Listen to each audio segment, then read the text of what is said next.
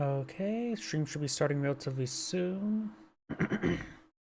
Yep, let's get started. Let me make a couple updates. Please give me one moment.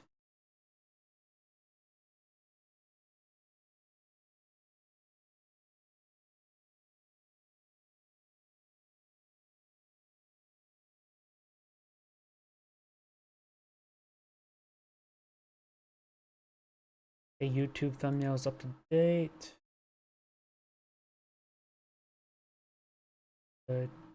Hold the screen. Oh, and let me check my other computer, make sure the live streams are working fine. And that going crazy, and my web browser's going crazy. Oh, great.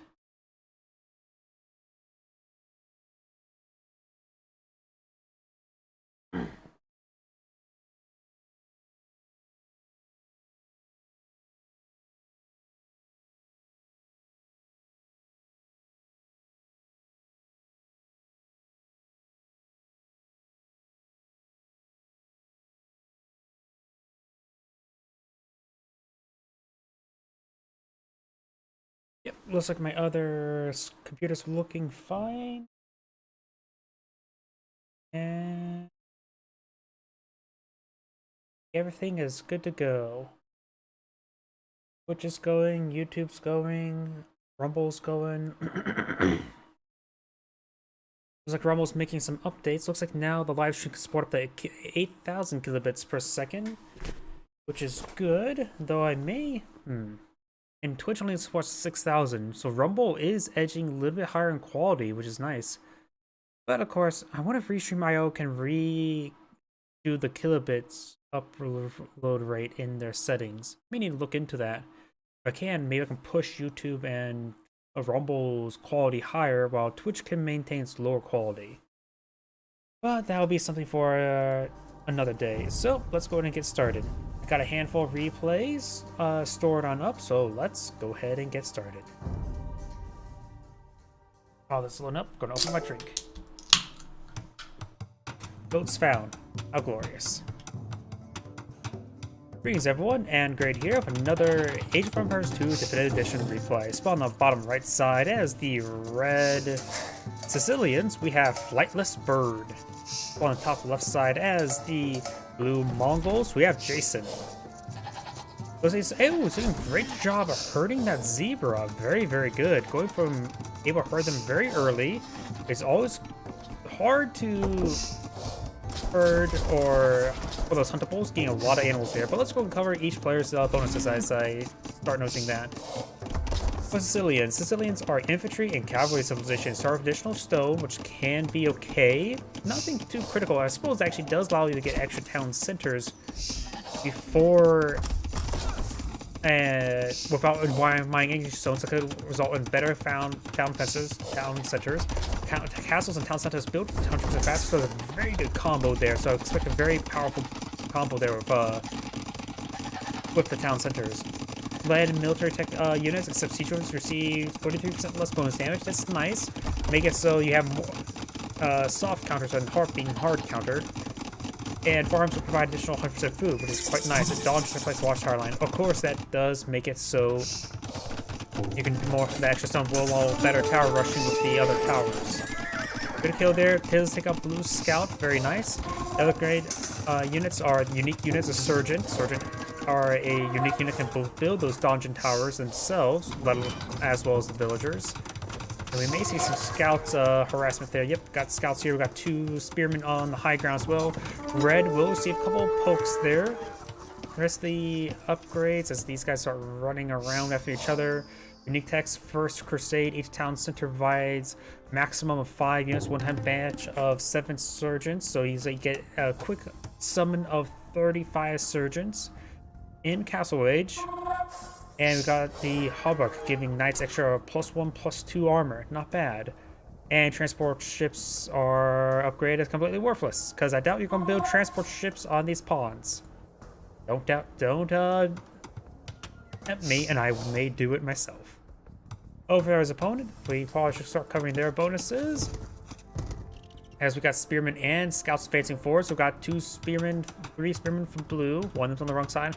Mongols, cavalry archer civilization. Cavalry archers fire faster. Light cavalry hussars and step lancers get additional hit points. You know that does not affect scouts, so it's a delay bonus, not a upgrade, but a delayed on the bonus. And hunters work 40% faster, which is very nice. Gives a nice early food bonus. Magnai cavalry archers. Oh, got the scouts pushing way forward. Looks like when the scouts did get cleaned up, the villagers were able to shank the scouts to death. Looks like not a single red villager went down. Magadai is probably the most favorite unique unit in the game. Allows to get a cavalry archer that is able to get bonus damage versus siege units, as well as being just generally a little bit better than cavalry archers. Nomads. Houses no longer decrease population headroom. Personally, if I were to change that technology, I'd just say you now have max population space. Drill. Siege workshops units move 50% faster. That's okay. Nothing critical, but it can be nice. They do have access to siege onager and siege engineers, so that'd be great for the various onagers and mangonels. Looks like Blue will go ahead and overwhelm these spearmen. Red's going to try to take out one of the spearmen, but he's taking a lot of damage in return. He may not be able to finish it off. And over here, we do got the scouts pushing way forward. And the last of the upgrades is the scout, light cavalry, and hussars get +2 silent range, which actually is very, very nice. It gets scouts more capability of scouting. One as well. It says scout, light, and hussars for our team bows, but may not affect like the scout camels nor the eagle scouts. If it does, that would make sense, because it is a team bonus. Looks like Red is circling around, trying to find an opening. There's 4 spearmen there, nice healthy amount of spearmen, though one's really not that healthy. While we do have 5 scouts over here as well, one of them is quite wounded into the boot, and once he gets the tech up, let's see, no, that's Blue's the one that gets the more hit points there. Red is not the Mongol player. Blue's also going to go for some defensive archers. The scout cavalry have 2 pierce armor at the moment. And now this house is being repaired on up. Blue's spearman's pushing way forward. He does go ahead and back off in time. Very good. And now he's going to be pursuing the scout cavalry for a little bit. And he's going to continue pursuing them. As he stops moving, scout cavalry are circling around, trying to find another opening, or try to create another opening. So he has reinforced the wall with some housing, and maybe a hole right there. It's hard for me to tell. If I click on the arrow, you can see that the outline right there. So it looks like they are perhaps butted up corner to corner, but I don't know. It's really hard to tell.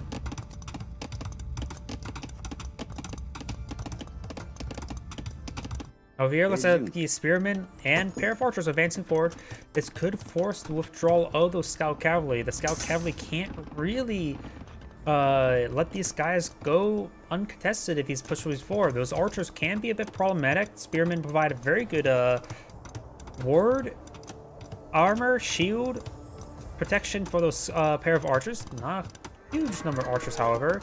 It looks like Blue is going for Castle Age. Let's take a look at Red. Red has Castle Age even researched even farther along. We got Bloodlines as well as the melee armor for the cavalry. Let's see. He's probably going to just transition to Knights. Knights are pretty common for most playstyles, even if you're not even cavalry civilizations. Hell, even the Spanish can deploy out archers, since even though they can't even get crossbowmen, they can just still deploy out archers in order to provide some early harassment, as well as make them very disposable. So like, if you lose those archers, like, I lost those archers. Not a big deal. They don't, but they can still be very effective. Try and build some houses. We got some scaffolding which will block the spearmen. Spearmen don't exactly have the highest anti-building damage. Now we got tier 3, or not tier 3, Castle Age, as well as a pair of knights on the build queue. This is both the stables right here. You can see if I click on this stable there, the rally point is right there. Now blue has advanced to Castle Age as well. We may see a pikeman upgrade relatively soon, because he has a good number of pikemans in the front line. But we do have... What unit is that? That's... Oh, the Steppe Lancers! I didn't even recognize the icon for Steppe Lancers at first. He's going for Steppe Lancers. That's very, very interesting. He does actually destroy a house in order to make an opening for his knights to come on out. He does have a good number of scouts as well. I'm not sure if you'd rather have the knights take damage or the scouts take damage. I think letting the scouts take damage over the knights will be a bit better. But one of the scouts did in fact go down. That was the wounded one. But now we've got Steppe Lancers being employed out by blue. I was not expecting that. And now I got a wave of Steppe Lancers pushing way forward. He does pick up that scout there. He's able to perhaps poke the spearmen. Steppe Lancers do have 9 attack. Knights have 10. The Steppe Lancers do have increased health as well, so pretty durable compared to other Steppe Lancers, but do have less health than Knights. 1-1 armor, 3-3 armor for Knights. Steppe Lancers overall, gonna be blunt, not as good as Knights. I'm not sure about the cost though. How much do Steppe Lancers... Oops, I didn't mean to click on that. Oh, well, since I'm here. How much do Steppe Lancers even cost? They cost 40 gold, so that's much less than the Knights, which are 60 or 65 gold, if I remember correctly. So relatively cheap in gold. Steppe Lancers, of course, pretty rare. They do get the first strike off, generally, and they're a bit easier to path around with their technically one range attack. But let's see how this goes.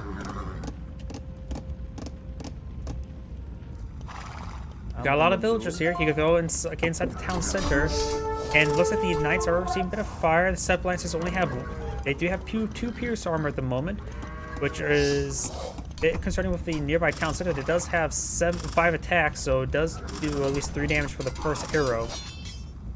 The extra arrows always do 1 damage. Now Steppe Lancers are going to be trying forcing down the palisade gate, trying to reinforce the palisade gate of a house. And the knights are trying to poke away at them, but the poking capability is more on the Steppe Lancer side, thanks to the +1 range. But you got a monk here, does grab a relic, and I see this relic that was up here has been grabbed as well. Let's see, what relics does blue see? Blue does also see this relic over here, so he's able to get 3 relics, likely. And that one's pretty safe as well. Oh, but there's a scout there. Let's build another town center there. He built a town center next to the town center. I don't know why I just thought of SpongeBob. I was like, so why did you build another Krusty Krab next to the Krusty Krab? Money. In this case, the stone. If it was gold right there, that would make a bit more sense. Yeah, we do got these Steppe Lancers, more Steppe Lancers being produced. Steppe Lancers is something I just wasn't expecting this game. You could start transitioning to some cavalry archers. And this monk does get spotted right there as well, so the scout was unable, does intercept the monk. What is red doing at the moment? We got some various monks being deployed out, even getting Sanctity. And red has spotted this relic as well as this relic here, while this one is unspotted by both players.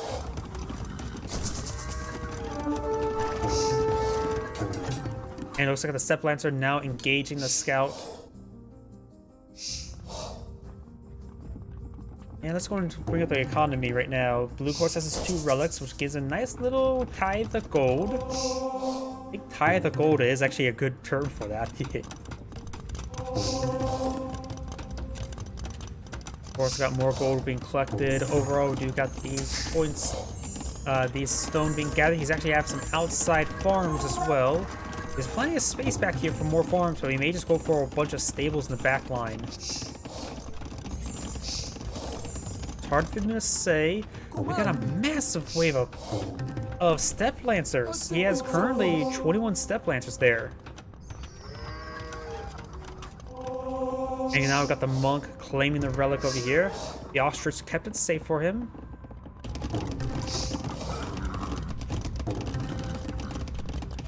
Red does have a good number of monks. What monk technology can Red get or not get?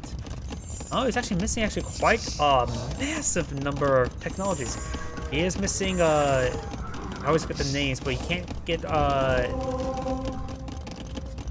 block printing increases range. This one, I think that's heresy, so it causes units to die. This one allows him, no, this is heresy. This is the theocracy, which allow him to use multiple monks to convert a unit, only one gets consumed. He's trying to go for 4 castles now as well. Blue's going for the aggression. Blue only has Castle Age, or Red's only has Castle Age. Blue is not going for Imperial Age either. Does garrison the town center for a brief moment to fire some arrows. And Blue has a massive force of Step Lancers here. You should be able to overwhelm the town center no problems with these Step Lancers alone. I'm not sure why he's going for the villagers. Actually, there was a monk there, so he actually killed off the monk. Wasn't sure if he's actually going for the villagers or the monk, but getting the monk is very, very good. And now here is the castle now fully built. He could build out some Magadai as well. Maybe get some research call at it. And now here comes the mass conversion, but if he's not, he does actually individually cast 2 of the monks. He does get a pair of Step Lancers, very good. Those are going straight for the villagers. He's trying to get some more conversions off, but none of the villagers are going on down. Red has a superior number of villagers by a good margin. Blue, however, has a massive force which will nullify a lot of the villager advantage and doing a lot of structure, a lot of infrastructure damage at the moment. Taking out town centers and a castle could be very deadly. He's losing a large number of Step Lancers to those monks. Very good. It's going to be focused on the town centers. This one cannot be garrison anything at the moment. And that town center does go down. This one will go down as well. You can spend time to attack some of these villagers. He's going to take time to attack the villagers. Got multiple monk conversions. He's individually migrating now, trying to get a lot of conversions off. And he is being successful. Got Knights now coming out, trying to engage, trying to save his villagers. Red's down to 81 villagers. Blue has leveled off a little bit, but not a significant amount. But taking out 2 town centers as well as the castle, getting a partial refund only, is very, very good for Blue. Got another castle being pulled out. This one's severely defensive and not very far forward. Red's getting a nice. Blue's doing good contain right here. Even trying to stab the farms to death. Castle has been built, so now you can build out some more sergeants here.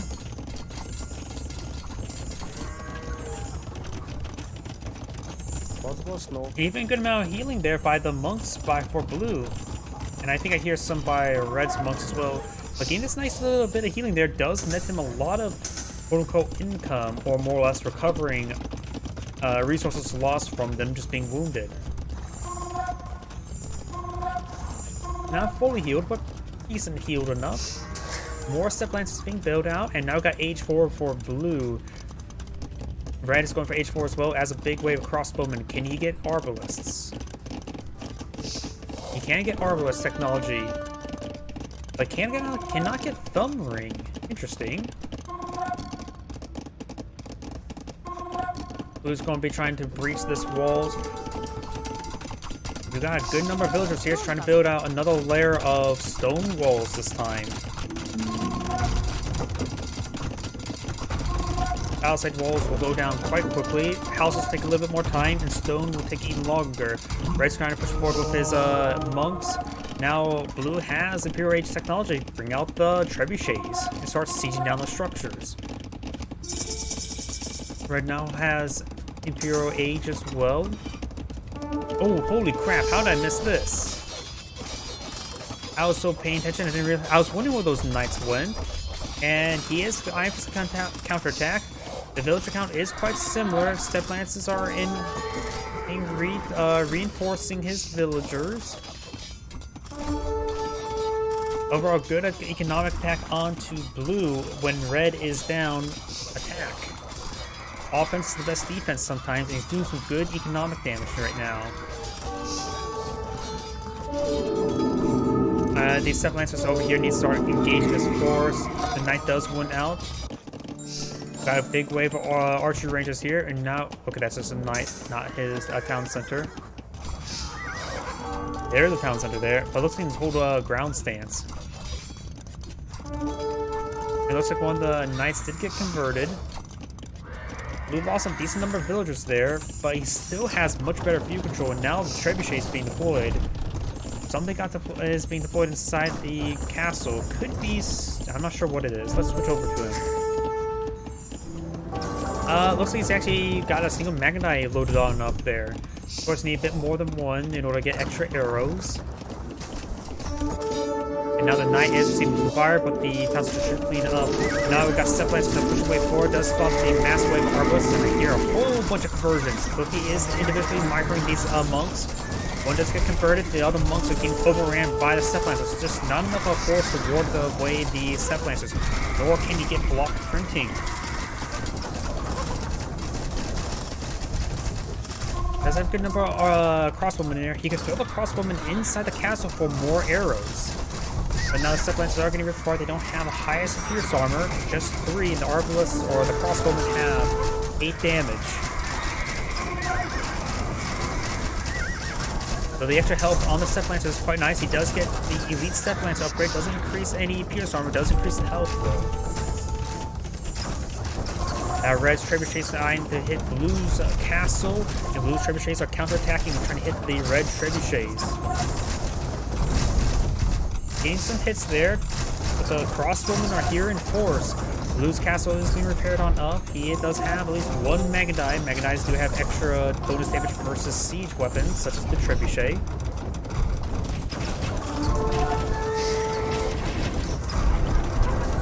He does have a good number of crossbowmen. He has not gotten an Arbalist upgrade just yet. I would assume he would have Arbalists on the build queue, but may just not have enough resources to try to get for a time. Yeah, he has no gold, no wood, no stone, no food. He is scraped the bottom barrel. Step Lancers have now charged the floor. He's good damage there onto the elite crossbow or the regular crossbow. Does get a conversion there too. So that's perhaps some blue crossbows down the mix. Blue's trebuchets are largely missing the red trebuchets, and now Step Lancers charging forward to get some hits as well. He's trying to break the contain on Blue's castle. Blue's castle sustained huge amounts of fire. And it looks like Red's doing a better job of the trebuchet war. It looks like the red trebuchets are also on the high ground compared to the blue trebuchets, so he's receiving less damage. Yeah, he's like doing like 25% damage rather than like the 50% damage they should generally do. Blue's castle will likely go down. Blue needs to take time to regroup his forces in order to charge forward again. So Magadai and Cavalry Archers wouldn't be half bad. Now we've got the Arbalist upgrade being researched. Siege Archers wouldn't be half bad either, with Siege Engineers.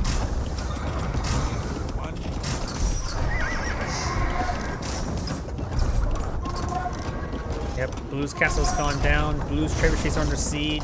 These villagers need to fall back. There's nothing left there. There's also a bit of gold here for Blue. Red has a bit of gold being claimed up here now.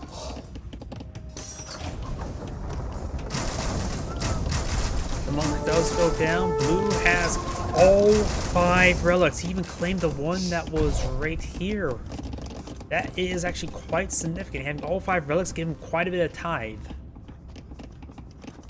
Maybe, or almost 3 gold per second, which is actually very, very good. In fact, look at Blue's gold. He has plenty of gold. He needs more food and potentially wood. He needs to start transitioning to Cavalry Archers. Sure, he may not get Magadai, but get some Cavalry Archers or other, let's see. These are full Arbalists, so maybe some skirmishers are probably still a good idea. The problem is that does not consume gold, so maybe just knights. Except Lancers, they're not really worth it in most situations. They don't have enough pierce armor to withstand against Arbalist fire. Now Red is going for Ford Town Center. Inside the stable, I'm not sure what's inside these stables. A large number of Step Lancers being queued on up, so he may eye a big... Nope. I thought he was going to try some sort of ambush spawn.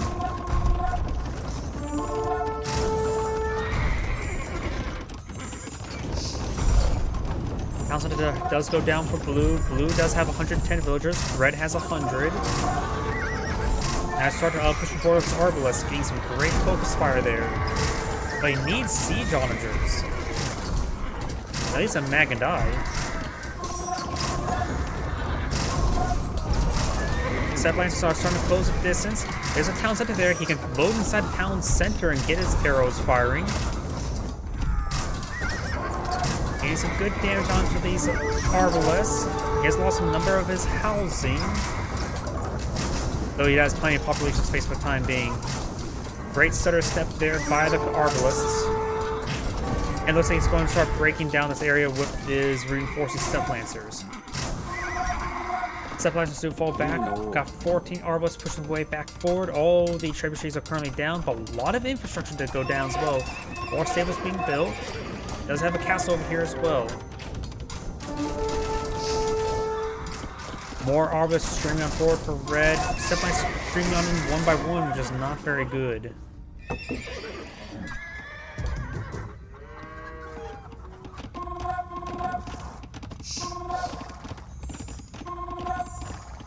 So I got more and more Step Lancers getting some mag and die as well as the Bodkin arrow upgrade.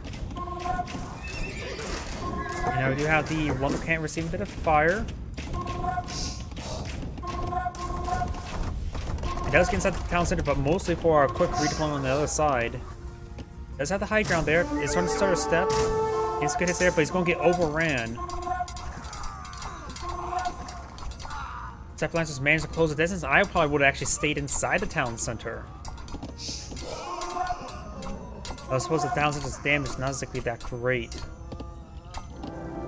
Nor cannot really get a whole lot of arrows. Got a good number of Arbalests here. You can always throw them inside the castle. The castle can get up to like 20 arrows.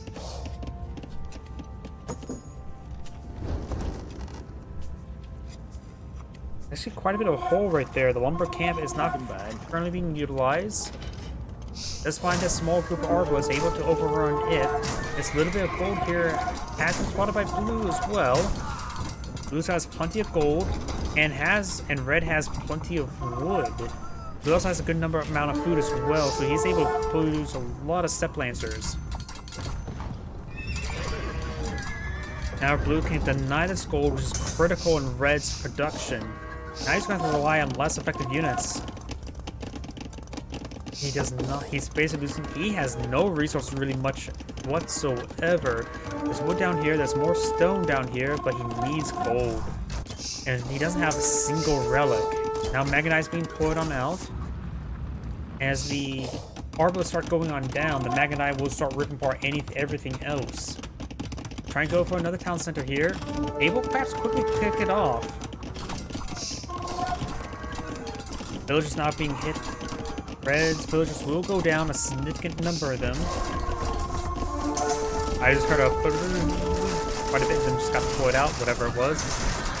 Now the Step Lancers are receiving quite a bit of fire from the Arbalests.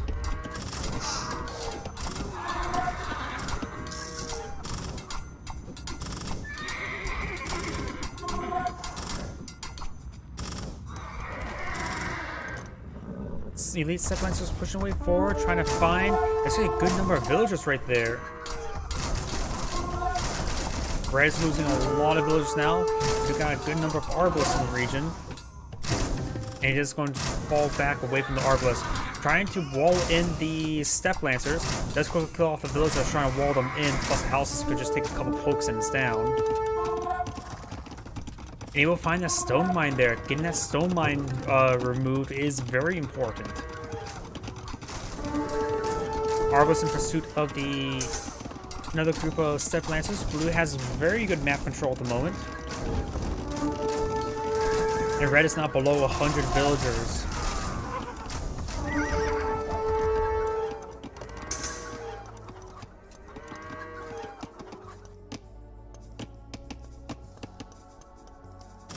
Oh, the line's getting the mix as well. Won't really accomplish all too much. Now we also got some Hussars advancing forward, which would be useful in drawing fire. Blue has plenty of gold. He doesn't need to build a Hussars. He can just spam out his Step Lancers, Knights, and all that sort.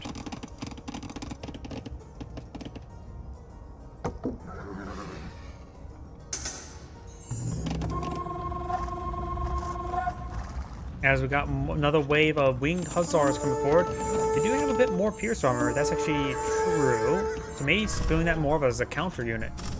We got the Hussars as just a handful of Step Lancers pushing me forward, trying to get some good kills onto these villagers.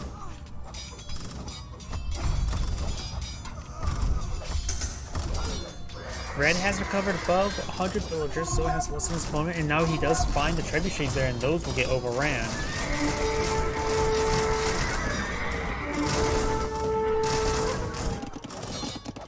Okay, the Winged Hussars are advancing forward. That's just Hussars, not Winged Hussars. Winged Hussars is actually a specific unit.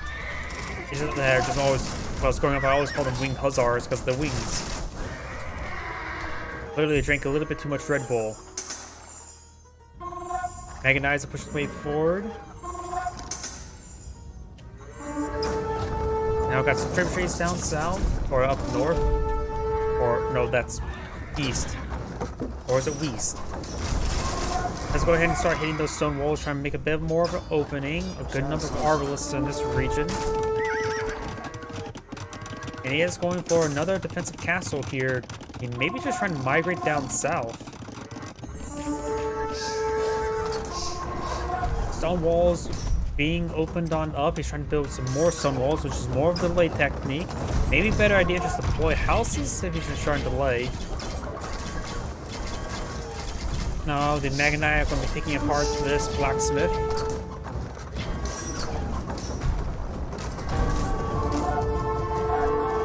Over here, you got a massive wave of arbalists trying to hit the loose villagers. It does have this gold almost completely mined. He has a good reserve of gold, as well as food. Losing this village is not critical to do at the moment. He could actually potentially spend time and just suicide units in, pull out some forward stables, and just start sending wave after wave of units into his opponent's base, because he has a massive reserve of resources.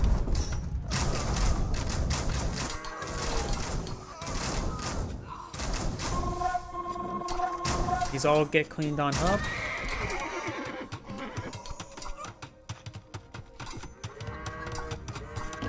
Over here does deny that stone. The gold is still denied as well, so blue could migrate some villagers over there to grab some more gold. Not necessarily actually grab gold for himself to spend, but mostly just deny his opponent gold. Finish there on those arbalists. Trebuchets are engaged in the low ground, so we'll take a bit extra shots there. Red's village is advancing forward, which are not good. Mega Knight's trying to charge him forward, getting some good bonus damage onto those trebuchets. Trying to focus him down, hitting some arbalists now, which is not exactly good.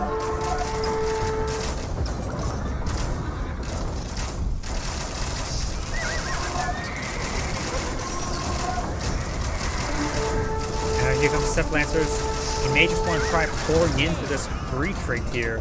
Looks like got some more villagers here, but not sure where they're trying to go. Does take out one of the trebuchets there. Castle, however, does go down.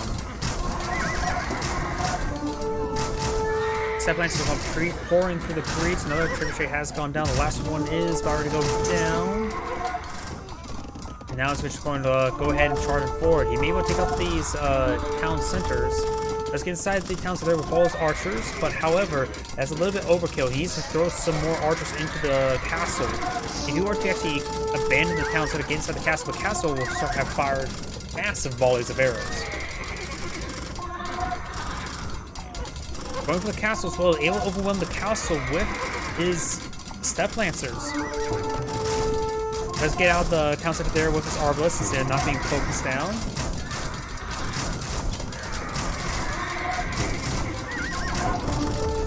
Doesn't get inside the town center right there. The castle now trying to be attempting to be repaired by the Step Lancers. I don't think it's going to be successful. A bit of a force here as well. There's just some capture rams.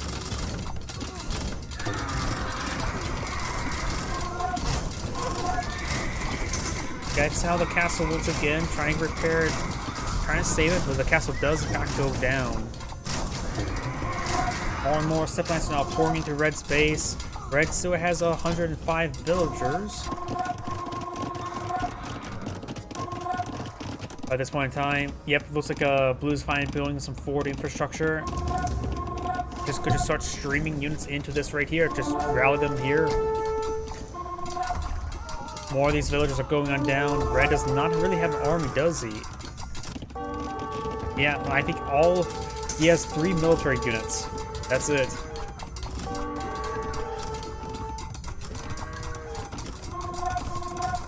That's one time seeing all those step plans. I'm so surprised he hasn't gone for more spearmen and pikemen. We do see some pikemen now. He could mix in those with his crossbowmen. He's giving them more of a front line. Now Caparans push way forward. We got a good number of pikemen hitting these Caparans. But Blue's just streaming forces them on in, so this game's basically over.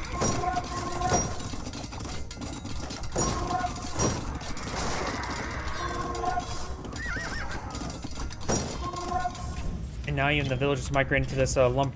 He has a mining camp there. Didn't realize he still had a mining camp. And it looks like Red has surrendered. This is Angrade saying thank you for watching, and on to the next replay.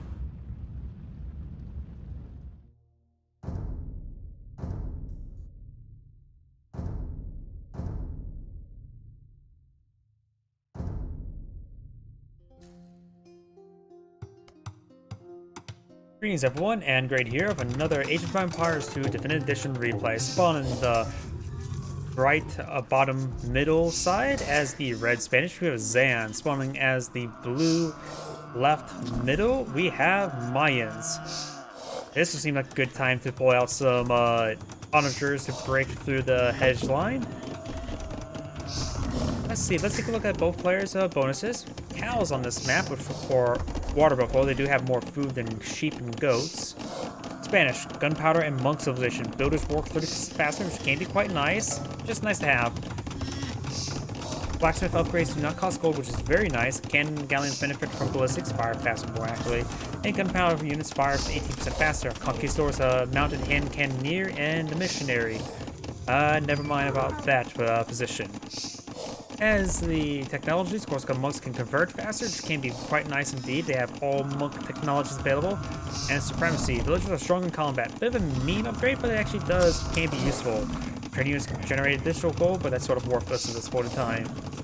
Whereas teammate, we have the Mayans are an archer civilization, not teammate enemy.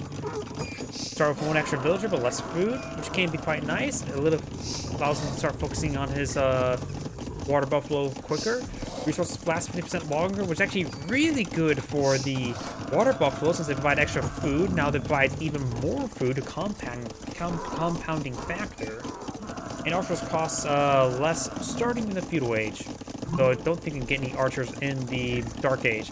If you would have said minus 5% cost in dark age, just to make it more even, like, I suppose if you're at 0, 10, 20, 30.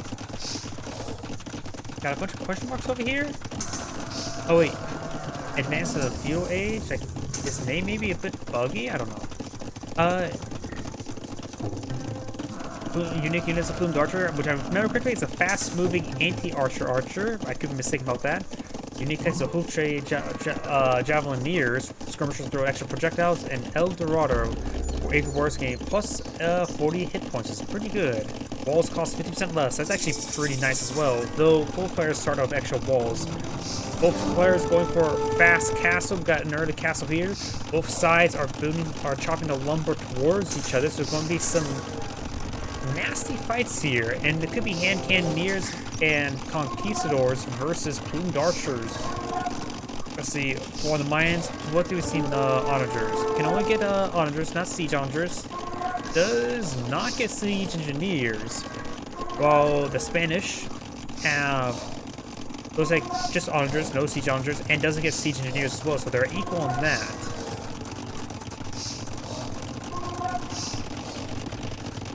But soon it's going to get very, very hectic. They're going to chop each other, or get a hole there. Both sides can't get good onagers and mangonels. Oh. We got the first engagement there. One conquistador does go down to the plumed archers. Okay, the plumed archers only have 1 pierce armor, so they're not exactly anti-archer archer. They're more just a mobile archer. See them sprinting around. Sí, Monday. which they probably have the same movement speed as the Conquistadors. Conquistadors are relatively slow for a mounted unit.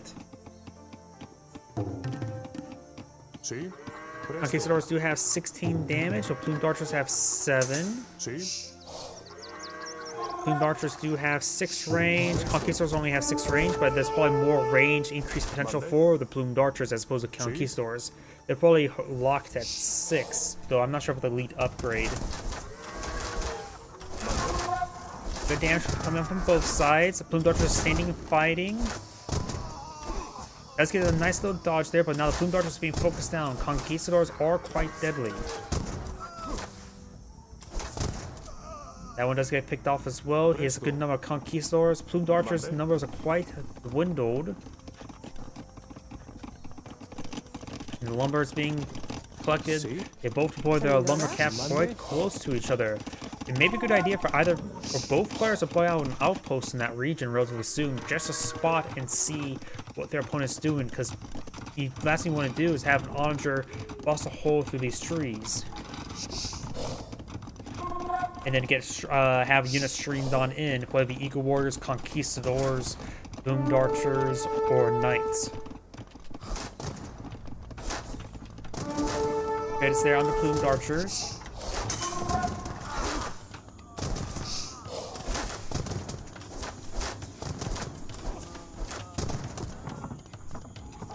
Getting some good hits there. We do have a castle firing some arrows there. He's reinforcing walls of housing and trying to clean up the stone wall at it. Up north, we do got the scout up here. Gold being claimed outside of the walls. More Conquistadors being poured on out. This gold is going to be claimed thanks to the town center. The Plumed Archers and the Conquistadors are going to just fight an artillery war, but a range fight over the wall.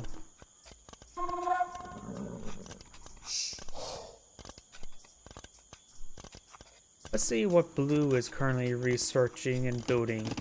There's more villagers and Plumed Archers. Only has the one castle at the moment.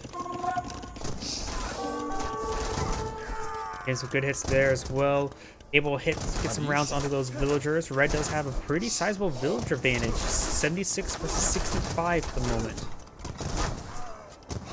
Now the Conquistadors are going down, but so are the Plumed Archers.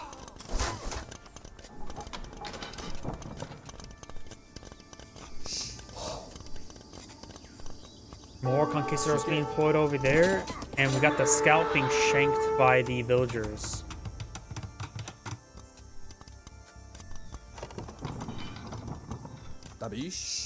And Conquistadors are here, and we only have about what, 5 Plumed Archers.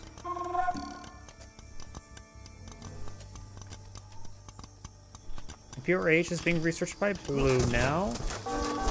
Red is not going through Pure Age just yet. If you took over the resources, Red maybe looks like he's saving up his food. No, he's going for another wave of villagers.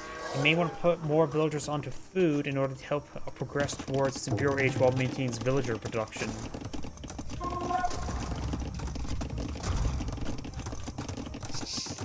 Looks like actually Blue only has 2 towns at disposal. Opponents has 3. Conquistadors have broken through the wall. It's on the far side, so it'd be hard to stream reinforcements over there.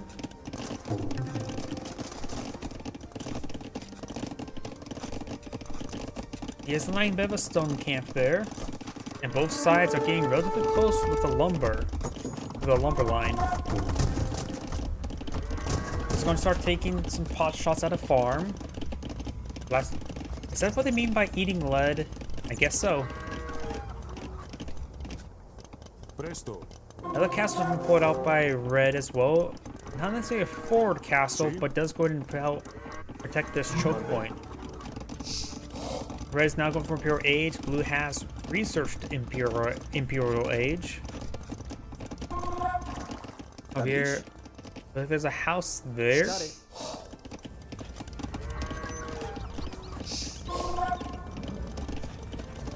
Red's Conquistadors maybe on hit this area. He knows about there's villagers there, so I'm so surprised it took this long to harass this region.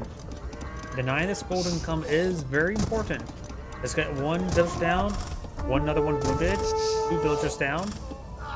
2 conquistadors do go down in return. Neither player has collected a relic just yet. Does either player know about relics? Red knows about 1.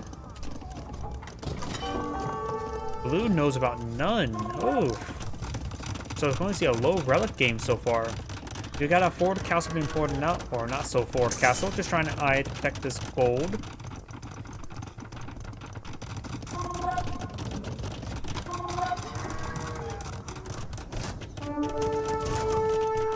Good kills there on the Plumed Archers. Plumed Archers getting some good shots in return. And the Plumed Archers right now have 7 range, but they do outrange Conquistadors.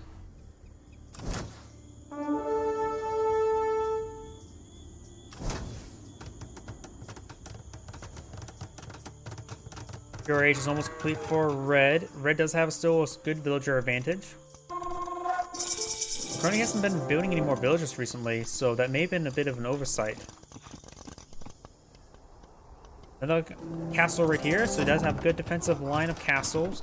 They still need to play out outposts to protect themselves from any sort of ambush. Blue has to play out a trebuchet. We could see a bombard cannon or something in order to protect the Red's castles, but we do have a pair of trebuchets now being played out by Red now, as well as conscription.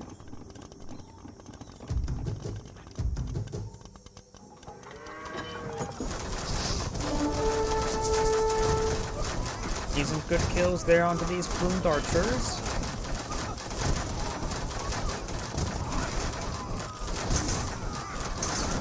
Most of the Plumed Archers will in fact go down. Red's trebuchets are actually under siege from Blue's trebuchets. You may be able to get Red now has possibility of hitting the Blue trebuchets, as Red trebuchets are now hitting the Blue castle. So the castle is in range, and the Conquistadors do have 6 Pierce armor, which is actually pretty good, while Plumed Archers have 5 Pierce armor.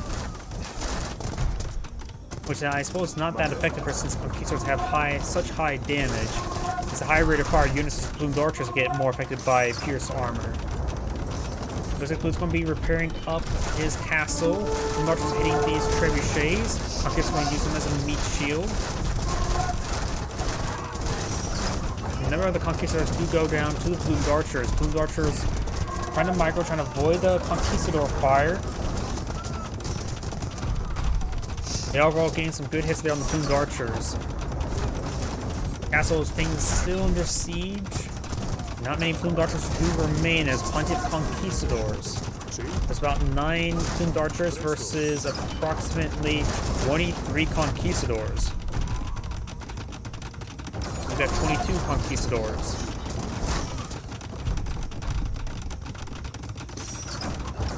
The castle is getting repaired. Looks like it's out repairing the damage. Nope. I think the 3rd trebuchet is making the difference now. He did pull more archers. Oh, and he ran out of stone right there. He has a bit 1 stone drop off there, but it's not enough to get it repaired up, and the castle does go down. A little bit overkill on the Plumed Archers. I see a lot of focus fire there, which can be both good. In this case, way overkill.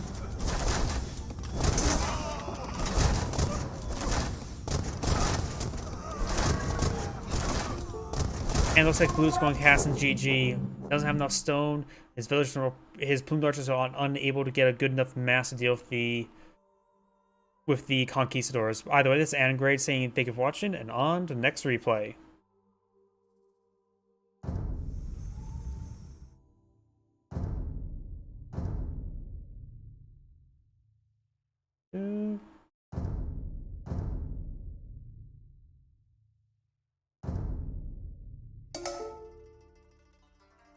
Oops, actually pause the game.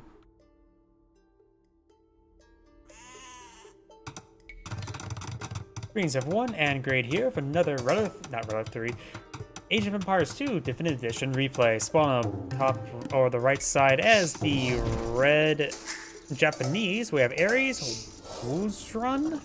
On the left side as the Cyan Spanish, we have Flightless Bird. Let's take a look at both players' civilization bonuses. Japanese, of course, the infantry civilization. Fishing ships getting ×2 health, +2 pierce armor, work a little bit faster per age. I don't think there's any water in this map, so it's completely pointless. Lumber mills, mining camps cost a little less, which is nice, but nothing critical. Infantry attacks 33% faster starting the feudal age, so does not affect the militia rush. Unique units, samurai, which is a unique unit that specializes in killing unique units. Yasama towers shoot extra arrows, can be very effective, so now they will fire 3 arrows once that's researched. And the Kapapuro tributaries fire fast and pack faster. They pack so quickly that if they lob their rock and then pack up, that rock when it lands deals 0 damage, so be careful with that. But I also think it increases the accuracy, but I could be mistaken about that. Team bonus, galleys have plus 50% line of sight, which is going to be worthless in this map. Over for the Spanish. Gunpowder and monk civilization. Builders work 30% faster. Blacksmith upgrades cost 0 gold. Cannon guns benefit from ballistics. Gunpowder units fire 80% faster. Oh, and I was not paying attention. Now we do have a militia rush man-at-arms timing push. That of course allows them to get the faster swing speed, increase their damage output. Go ahead and cover the bonuses as this gold camp is under siege. Unique units, of course, the Conquistador, mounted hand cannoneer, granting more or less a mounted hand cannoneer, increased mobility damage, and starting in the castle age. And it got the position. Unique techs, Inquisition monks convert faster. The Spanish also has full milk technology, so you get some very powerful monks. And supremacy, those are stronger combat. Trade units, of course, provide extra gold, but of course that's worthless in a 1v1. Presto. Man-at-arms and the scout are still very much alive over here. You got a militia or a man-at-arms attack as well, but he is getting warded away by a single archer over here. Got the militia or the man-at-arms trying to engage these forces and being pursued by an archer of science as well. You may try to rush down that archer. We got a skirmisher here as well. Scout trying to hit the skirmisher. Skirmishers do have minimum range. And looks like this archer is not being micro properly and will get overran. The scout should finish him off. This archer does go down over here. We've got now the man-at-arms engaged in the palisade as he starts trying to repair it up. And you have this little gold walled on in.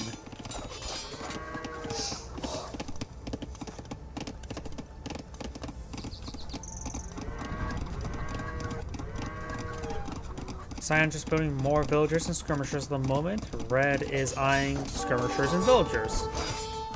Got another pair of archers here, getting some good damage onto the men-at-arms. The men-at-arms currently right now have 1 pierce armor, and the archers do have 4 damage, so they will do 3 damage per arrow.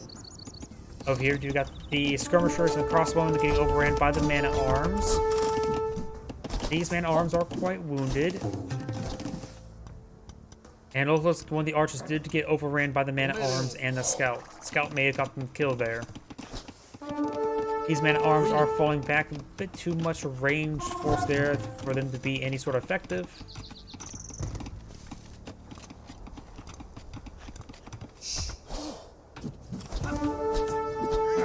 Now Scout's pushing way forward to gain some good damage onto these forces.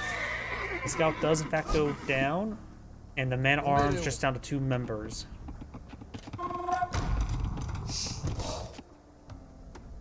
Cyan Scout is in this region. We'll find the man-at-arms. Neither side attacked each other. He may have been on hold ground stance. In fact, they didn't even slice and hold ground stance. Maybe they're on no combat stance. Not sure.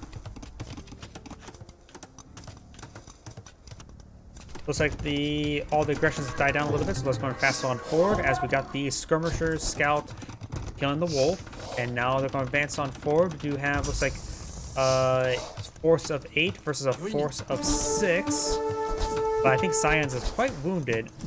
Red does lose a skirmisher there. Looks like a skirmisher went down for Cyan. The archers are falling back, and they could try pushing forward once again. Another skirmisher goes down for Red. And his final skirmisher does go down as well. We do got a watchtower being deployed on out. Skirmishers don't have the highest amount of damage right now. They do have the +1 range attack, which means it increases their damage output by 50%, which is still not exactly great. Archers going on down as well. Does throw some villagers inside the watchtower, get some good hits there. Gets another double kill there as well. That watchtower did some good work. It did its job.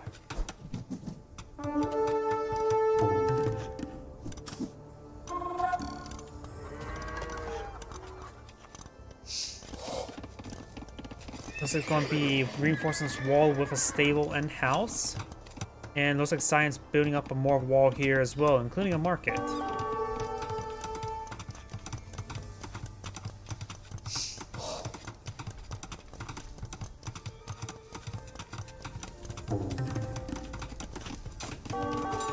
Scout advancing forward with the support of the archer and skirmisher.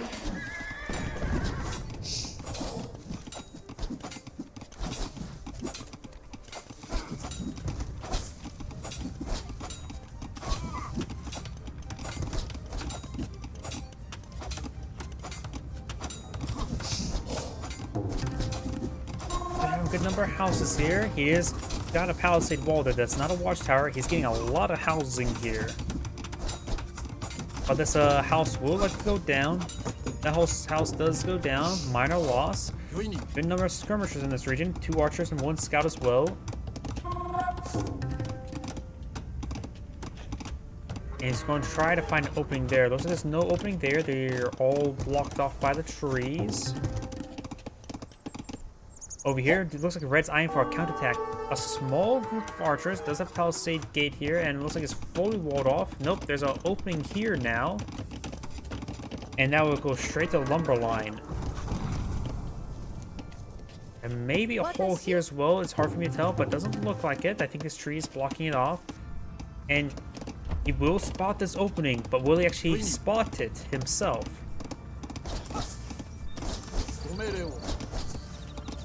This villager, nope, and he does find the opening there, and now he has breached the walls. No, not necessarily breach, or more or less just walk through the big opening. Multiple villagers are going down. They do have 2 natural pierce armor at the moment.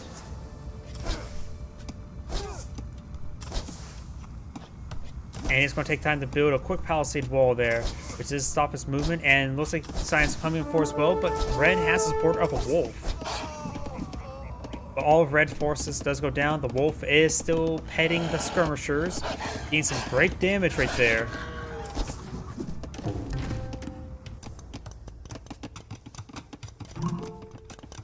Looks like the Scion has advanced to Castle Age. Red's Castle Age is done. Now let's see what both players go for. Do have, looks like the axe upgrade for Red. Don't see anything else just yet. Bodkin arrow for Scion. He's going for more range upgrades. And looks like Scion did lose a scalp there. Wait. Okay, he's going for range upgrades with the elite skirmisher upgrades. Like, wait, he's Spanish. Why is he going for range upgrades? Well, he just wants some good skirmishers. Red, on the other hand, is going for some knights. Remember, that's the Japanese player, so he's not going for infantry just yet. He may not go for the champion line. He could just go for just samurai. Samurai, of course, are good against elite units, or unique units. Though against conquistadors, they are more mobile than samurai, so maybe not. All depends how many conquistadors he's going to pull out.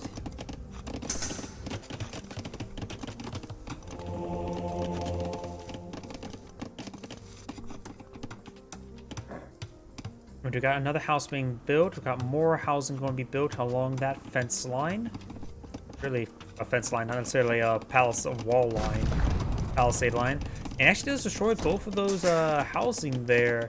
The Red does have plenty of population space for housing, so destroying those is fine for the moment. It does cost them 50 wood, which is not a significant amount. It looks like Red is going for wheelbarrow. Do we see any additional town centers for blue? Let's go ahead and fast forward a little bit since they're all in the economically state in the game. Both sides are starting to boom. We got a single skirmisher, elite skirmisher advancing forward. We also have a monk deployed up by Red. Red has already claimed a relic. claim that relic as well. Silent Pursuit. And does manage to get a conversion there off of the Knight. And does reclaim the Knight with his own monk there. Very nice. And that reclaiming the Knight did save his monk from being just killed by his own Knight. And now Red's Knights are advancing forward, getting some great hits down the skirmishers. The monk does go down. Skirmishers can potentially fight these forts. There's actually a scout in the mix as well. The scout does go down. But Knights should get some good work done. He needs to focus on, I suppose the archer's not like great at this point in time as well. It's Spanish archer. And does get the claim there on the full, near full health Knight. Very, very good. Red has currently 2 relics. Has that other relic been claimed? I'm trying to see what the monster is. There's the monastery. Let's see, this relic up here, spotted by Red Scout. This one, let's see how much Red does not know about that relic. And down south, we've got this relic being claimed by Cyan, and I do know Red knows about that region. If he sends over a monk over here, he may actually spot this relic here. But they are keeping it nice and safe. Let's go ahead and fast forward.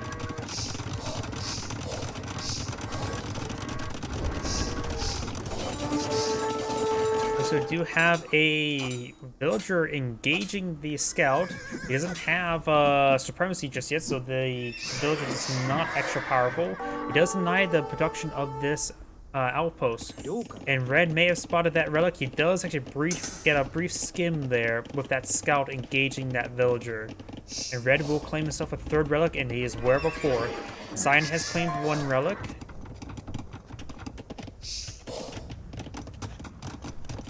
And now do have a defensive forward castle for Cyan. Nothing aggressive, more just a forward defense.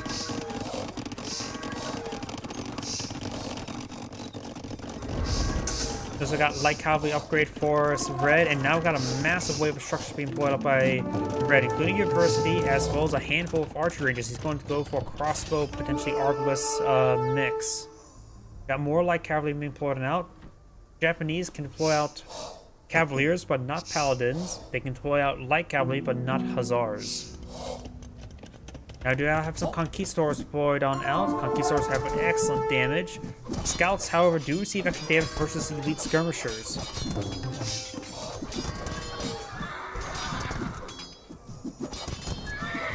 And the scouts will in fact go down. Cyan just got his Imperial Age. Red has now stored his Imperial Age, and he's also queuing up Bodkin Arrow. He's going for an Arbalest transition. Cyan's pushing way forward. He's like, going to deploy out a forward castle. There's a little bit of high ground, will be a great spot. Not sure what he's deploying out. He may be a bit more aggressive. He may be eyeing for over here.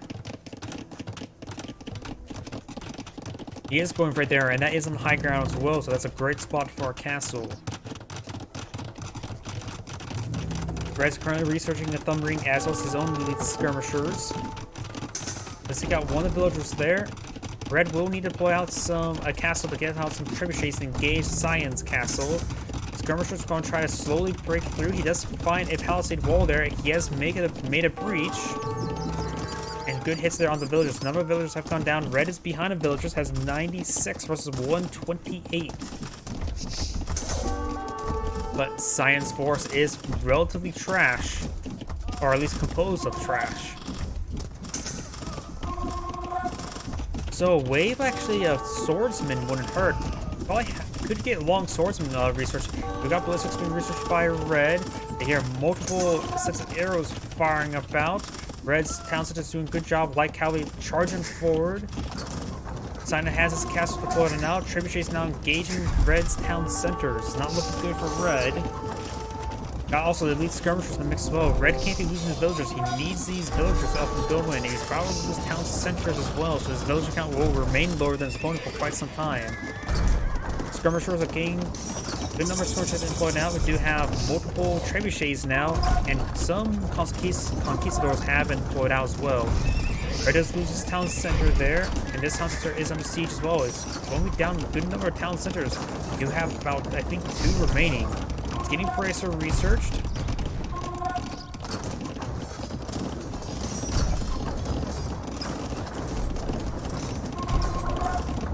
light cavalry will be effective versus the skirmishers, that's for sure, as well as hitting these trebuchets, but the problem is the trebuchets are still close to that castle. A number of Red's villagers still have gone down. He's down to 90. Blue's maybe gone a little bit too high villagers, but doesn't have a huge resource stockpile. We do also have a massive reserve of stone for Cyan. He may be eyeing for another castle. Cyan streaming forward his light cavalry. Elite skirmishers have been, looks like they're fully upgraded for Cyan, but not fully upgraded for Red. He's far from it. And Red is back out of the game. He just had struggle with his economy this entire game.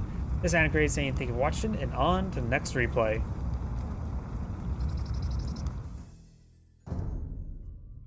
Not a great replay.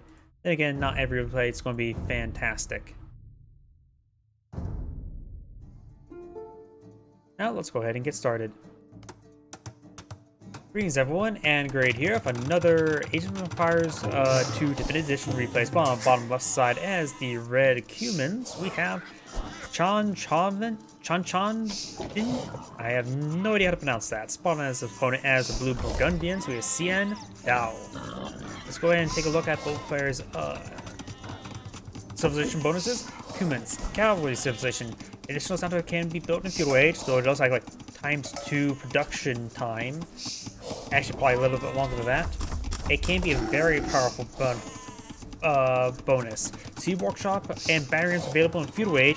It's okay. It doesn't do any AoE damage. It's not very effective versus walls, but it can be good to put some holes into various buildings. Archer ranges and stables cost extra less wood, which is actually quite nice. So you can also pull out some rams along with your archer range and stables. And cavalries are 5% faster starting in feudal age, giving you some very mobile cavalry archers. Unique unit is a Kipchak. They basically have no armor and they fire 3 arrows. Unique text, steppe husbandry, like cavalry, steppe lancers, and cavalry archers train 100% faster. And human mercenaries, each team can get 5 free Kipchaks. More of a team game upgrade, not exactly that great. And team bonus palisade walls have 33% HP, which actually is quite nice. For the Burgundians, they are a cavalry civilization. You can upgrade upgrades available in 1 age earlier and cost a little less food. Stable technologies cost less. Cavaliers are available in Castle Age, which can give you a nice little power spike in Castle Age. And gunpowder units have plus 25% attack, not bad. Unique units, of course, Cordelier, I forget that one, what that one exactly does, and Flemish Militia. Unique text Burgundian Pioneers, farmers slowly generate gold and additional food, that is very powerful. Flemish Revolution turns all your villagers into Flemish Militia. It's an all-in strategy like Ragnarok in Age of Mythology. And then you of course have access to Flemish Militia in town centers. Relics can generate both food and gold, which is quite nice as well. But the scouts are engaging each other. Looks like both of them have full health. And it does actually trap Blue Scout in there, but of course that's allows Blue to scout in. And looks like got a full wall in right there. And the Spearman's going to take time and stab him. Very nice. Got currently 3 town centers here. I'm not sure how much. Let's take a look at the villager count. Red does, of course, have more villagers. Since this is the arena, it is very safe to go for an extra town center early, so he got his feudal age town center much earlier than his opponent. He's actually still in feudal age. Let's take a look and see if his feudal age is being researched. Okay, there's research there. He has a slight villager advantage. His opponent had faster castle age timing, which is very good. So the extra town center provide him a small lead, but notable lead. We have now a castle put out right here. Going for Kipchaks now. Kipchaks are excellent cavalry archer. They're very responsive as well. Their aim delay is like near 0, if at 0. Oh, that villager is going to get shanked. And Blues has gone for a forward castle outside of his own walls. Does provide some good, some coverage for the stone and gold, but not so great. And I just realized something. These are red structures. He's trying to wall in his opponent with housing. Very interesting. Oh yeah, the Cordeliers, that's what their benefits is. They can increase alpha strike damage. So the meant for hit and runs. I'm supposed, oh, and they sell the alpha strike damage. They're basically one-shotting that monk. I'm so surprised he didn't actually get the conversion there. It was converting for quite some time. Kipjacks don't have ballistics yet. They do need to get ballistics as soon as possible. You can get ballistics, right? Yeah, but I think it's also an Imperial Age technology. It's getting Bodkin arrow as well. The extra range will come in handy because Kipjacks have their base range is 4, which is not great. Looks like Red is going to be castle jumping. He should be able to get out another mining camp here to provide some good stone and gold income. It may be a good idea to go for some forward resource collection just in case. It's going for ones in the middle first because these are safe for blue. These are contestable by both players. This can be warded away, so it's not safe for Red. Red is claiming some safe stone here and is claiming some relics. And we got multiple monks going out. Red is actually going to claim a 4th relic. And Burgundians don't have relic bonuses, so not getting those relics is actually quite crippling. In fact, he's going to go for the 5th relic as well. Blue had Castle Age much quicker. He should have gone for those relics. He had some powerful benefits from those relics, but he failed. Kipjacks are not firing away. You need to spend time microing them. They can't stand there and fight. Now Blue has advanced to the Imperial Rage, and that was a big wave of arrows there, getting some great damage there. And he does have 3 armor. The primary Kipjack arrow is 6 damage.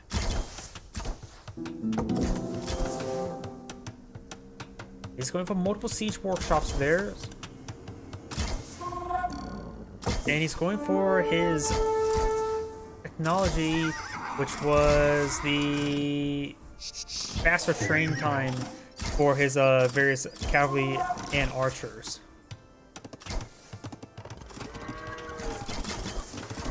And he's going for another castle. Blue is castle hopping. We also got a trebuchet deployed out by Blue as well. Red is going for Imperial Age. Needs a bit more time. He's going to claim this the last relic on the field. This one is Resource Step Husbandry, but should be able to get that before it goes down.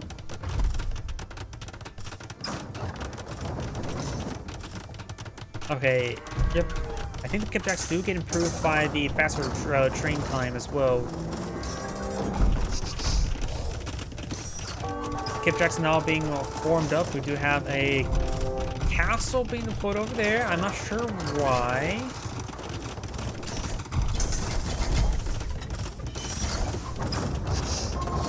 We also got some spearmen in the mix as well. He's trying to deal with his Cordeliers. Cordeliers do have good alpha damage. All they need to get is 1 hit in. They almost wipes them out, these Kipjacks.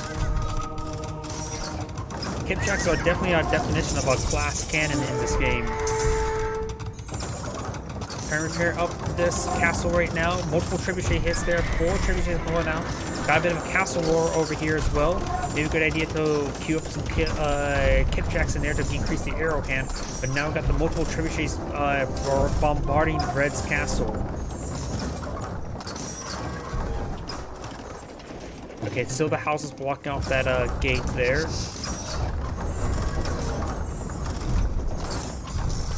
Another one of Red's castles do go down. He needs to get out some more trebuchets of his own. Let's see. He can't get bombard cannons, so he has to solely rely on trebuchets. He could try.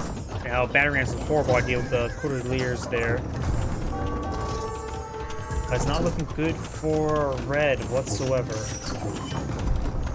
So we got looks like the pikeman up or the halberdier upgrade, and now we got another castle being deployed up by Blue. He has a line of castles.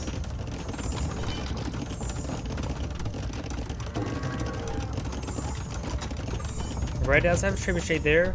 It's been queued for attack order on something, but it's far too forward. The Kipjacks are a backline unit, not a frontline unit. It's going to have trouble to save it. And the Cordelier's alpha attack does do some great damage there. That's playing a Cordelier of his own from his opponent with his monk. Kipjacks just having trouble versus the Cordeliers. They have 6 pierce armor at the moment. Kipjacks only has 6 attacks, so it's just a bunch of arrows for their primary amounts of damage. It's just not going to pan out. It needs a bit more of a frontline unit. Okay, do have some halberdiers being put out. Exactly what he needs. Though, of course, the alpha attack will do quite a bit of work there. He needs a good group of halberdiers. Now we've got some archery range before by blue. This castle still being, or another castle being built. And we've got some bombard cannons before by blue as well. So not looking good for red. Kipjack's getting some great hits on in as red's gate is going down.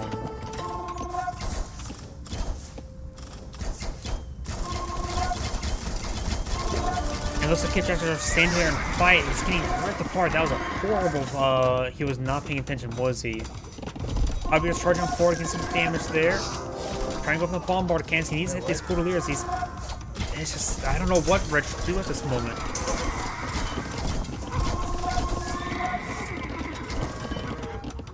More Halberdiers charging forward. They're getting ripped apart by the Cordilleras. Kipjack's able to get some good damage there. Monk trying to get some conversions off. Trebuchet's advancing forward, hitting some of these barracks. He needs those barracks for Halberdiers.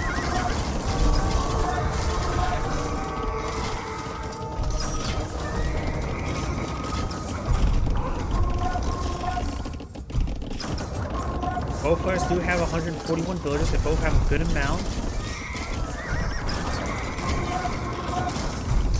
Red does have a massive reserve of gold. Ugh. He's just unable to spend it all. He has trouble maintaining his production. May just need to get a whole bunch of barracks, even more even built.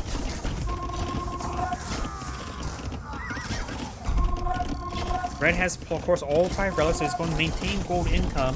He's able to bleed out his opponent just enough. He can still win the game, but he's not looking good. He needs to get these Kipjacks inside the castle. Does have an increased arrow count now, but there's just too many trebuchets from the fight from inside of that for too long.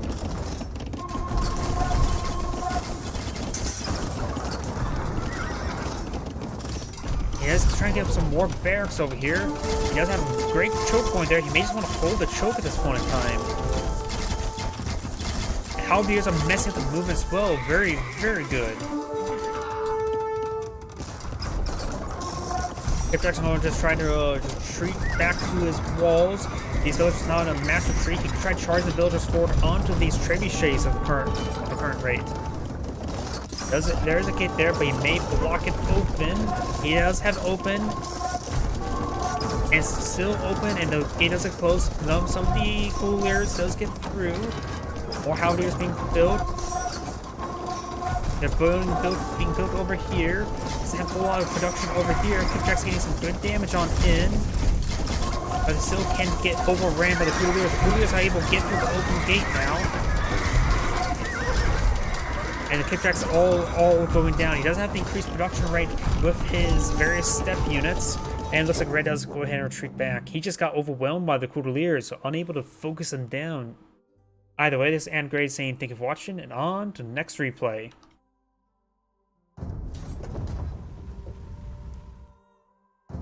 Hit the wrong button.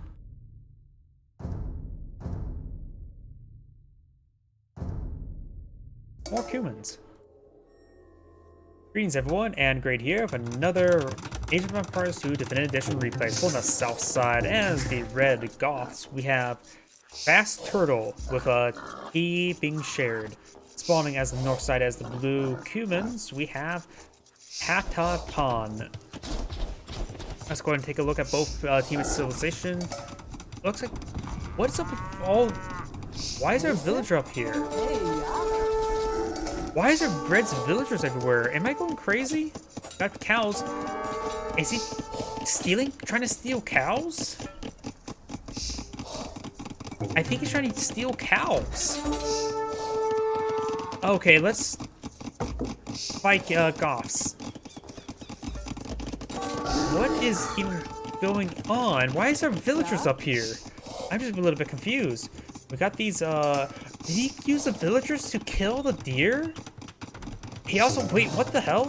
Okay, let's slow down a bit. We got a boar killed and encircled here by a wall, all slowly built. And his villagers advancing forward. Blue's trying to break these palisade walls, trying to claim the boar, but the boar is out of position. He needs to get a mill close over here, but there's hardly anything left on that boar. The boar is almost gone. Let's take out the scout there as well. What is going on? Should I just restart the replay? Because I have all these Blue's huntables are actually dead. What the hell just happened? I was not paying attention. But Red has killed off all of his opponent's huntables. And I think he stole a bunch of cows as well. Okay. I have never done this, but let's restart and take a better look and see what on earth Red was doing. I don't usually restart a replay, but this is one of the few times I want to say. He built the house and pushed forward with these two villagers. They have these villagers here.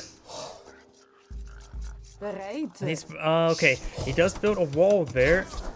And there we go, look at Red. He killed off all of those deer. And look, he even killed off that wild boar there. So that's what happened, and stole these cows.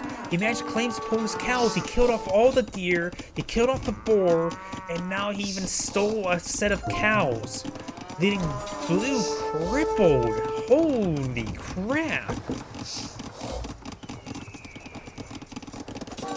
I've never seen anything like that. He's also Goths, and I have not even mentioned the civilization bonuses.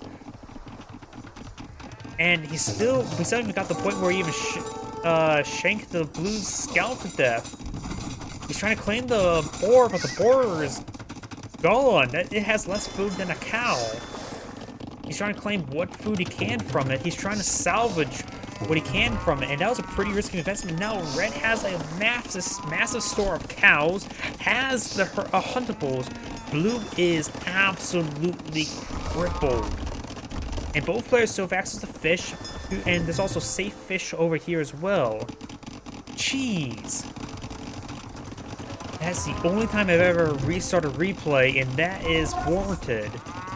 Okay, let's go ahead and look at both players' civilization bonuses. Goths. Infantry costs less per age, but who cares about Dark Age militia when you have villagers? We do also have... let's see, infantry gets +1 attack. That doesn't affect villagers.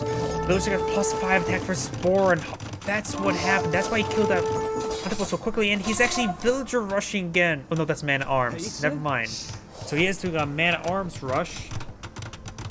Blue is in field age, and he's getting some villager kills there as well. Humans have access to the early town center, and I haven't had time to even cover that. Other Goth bonuses. Bloom is researched instantly. Oh! Holy shit. Red. Now that is aggression if I've ever seen one. He denies so much food from his opponent. It's actually absurd. Bloom is researched instantly. Still costs 50 gold, but still. +10 population in Imperial Age. Which is... Oh, that's max population. So he's able to get a max population of 210, if I remember correctly. Unique Huskarl is a fast infantry unit, and more of an anti-archer infantry unit. Anarchy, create Huskarls with the barracks, and Perfusion is barracks work 100% faster. Which the humans do have a counterpart of the various step units. Blue and Red's villager count are quite similar. Blue does have now the extra town center. This is why Red is being hyper aggressive. He knows that extra town center can pay some great dividends, and he's doing a good job, even denying these villagers from even working. Humans upgrades. We of course know about the extra town center. Siege workshops and banner rams available in feudal age. The banner rams don't get the AoE splash effect until the castle age, but still nice to have. But we do got more aggression, we've got more man-at-arms, more archers being put out by Red. Red is going full force forward. Archer ranges and stables cost 75 wood. Cavalries get faster in each age, but that's not what he needs right now. His opponent did a great job at denying early economy. He still has access to, of course, the town center. He's getting castle age right now. He's getting more villagers while castling up, so the villager production is quite similar, but Blue is down a lot of villagers. He's going straight for castle age. He's not going to try to even defend this. He's going to pull straight for the Kipjacks. Maybe Knights. Maybe Cavalry Archers. I do not know. He does have the saving grace of the food of the fish, but that's something that his opponent's also capitalizing as well. Not sure why Blue built some walls down there. And wait. Why does Blue have a dock down here? He's building a fire galley now. Okay. So he's trying to deny his opponent's fish.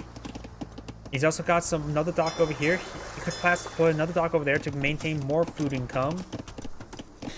This map has a lot of food, and Red did a great job of denying it. Ooh. I'm just impressed. We got these men-at-arms and the archers still going at it. Archers being deployed now. We got, of course, a single spearman for protection as well. I think he's in a defensive stance. Archer Blacksmith is researched the cavalry armor as well as the +1 melee damage. And it looks like this archer will get shanked.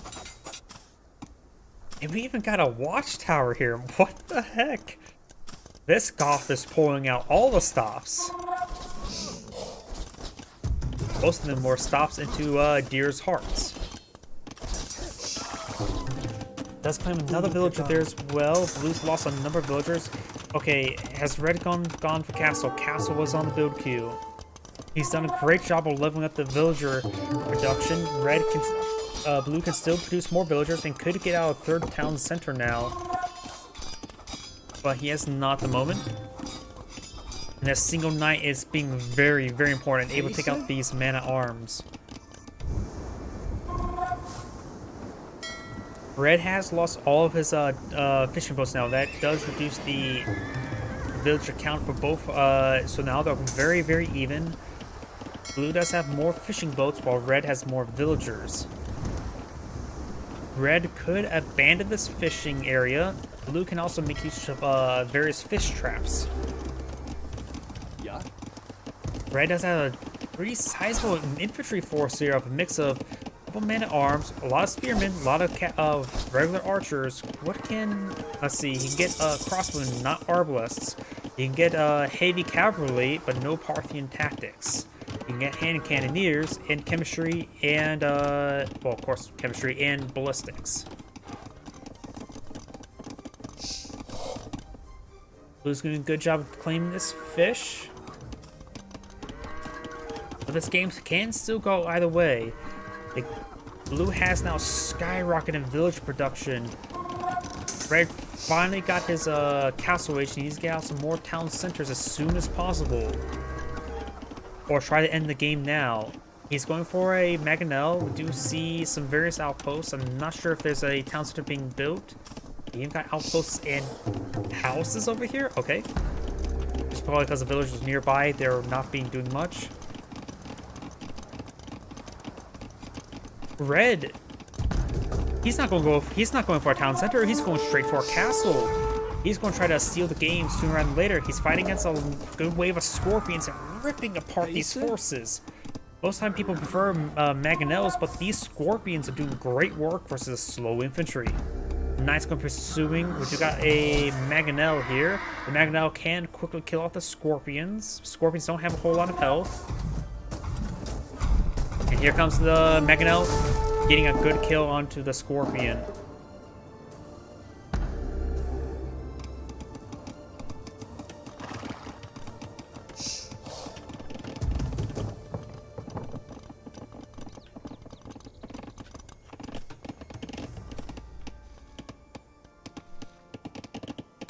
Pikemen or Pathfinder Knights quickly pick them apart. And Red does kill off Blue's Mangonel. That is very important. I don't think... And Blue and Red now has enough for a castle. Blue is saving up for a castle as well. We may see a forward castle by Red relatively soon. We got a monastery here. A relatively forward monastery. Maybe trying to grab some relics. But he may not take time to get relics, because he may just trying to steal the game now. Man-at-arms do go down. This man-at-arms should be able to close this on the Reds, on Blue's Mangonels. We got now defensive castle for Blue. Oh, bit of splash damage on his own forces. Knight is a bit wounded. Does go down to the pikemen. Let's take a Scorpion there. Another Knight charging forward, trying to get the Mangonels. One Mangonel does go down. The other Mangonel does stay alive, but severely wounded. Red has split out another Mangonel, making his way forward.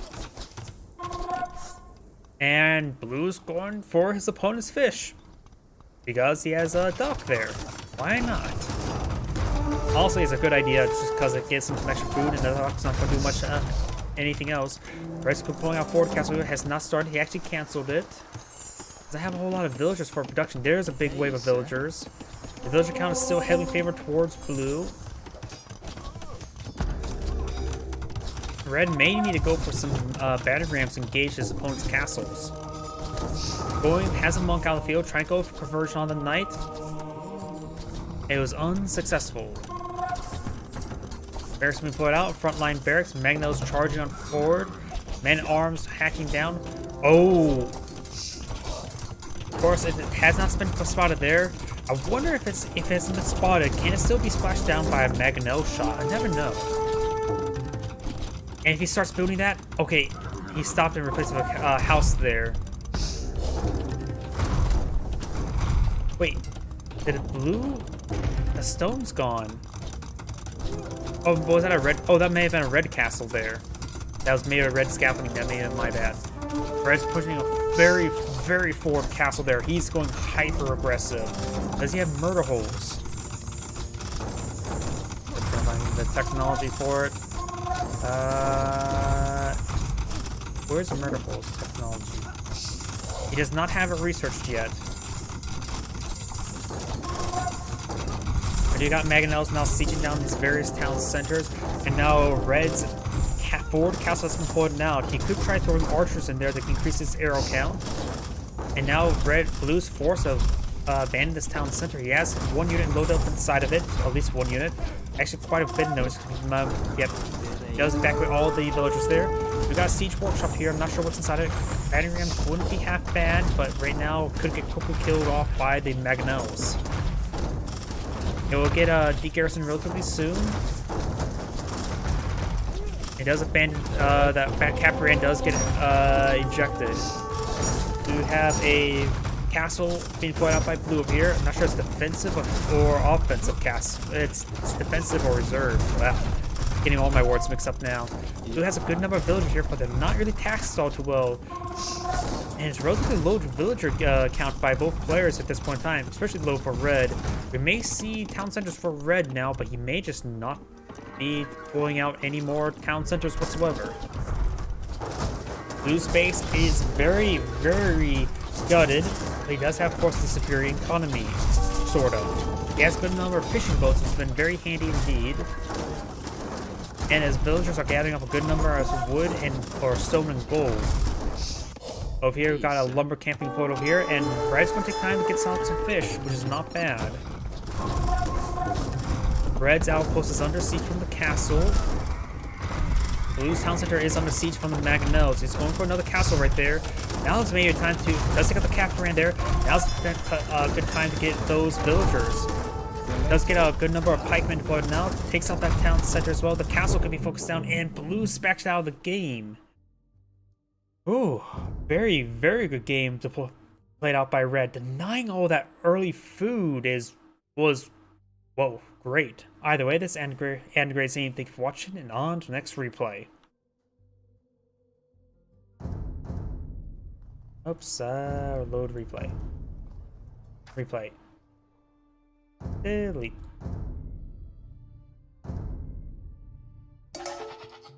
Oh, the game sort of blinked for a moment, or I'm going crazy. Maybe I blinked. Greetings everyone, and Great here for another Age of Empires 2 Definitive Edition replay. Spawn on the bottom left side as the Red Berbers, we have Imperio, CC. Spawning as the opponent, as the Blue Khmer, we have Woody.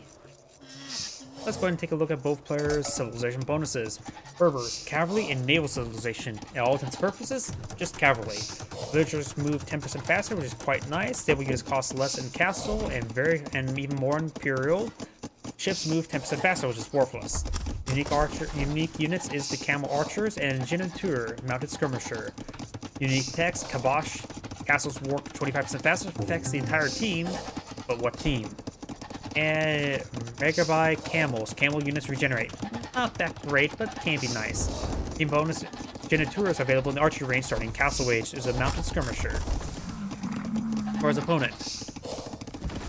The Khmer. Siege and Elephant Civilization. No boons required to advance to the next age. Not really that important, but can be quite nice. Farmer, which I suppose is probably better in arena maps.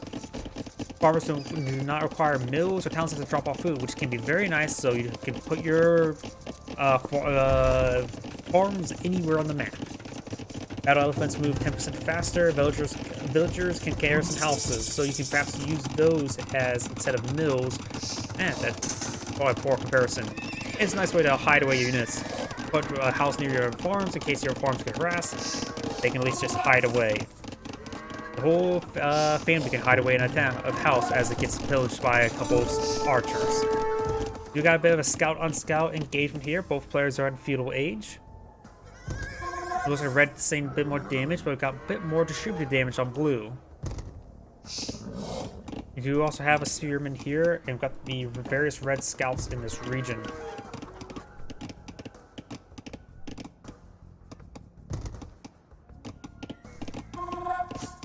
More scouts being put up by blue. Got more villagers as well. Red right now is going for just more villagers. Both sides start dancing around. Not really getting any good engagements for both sides.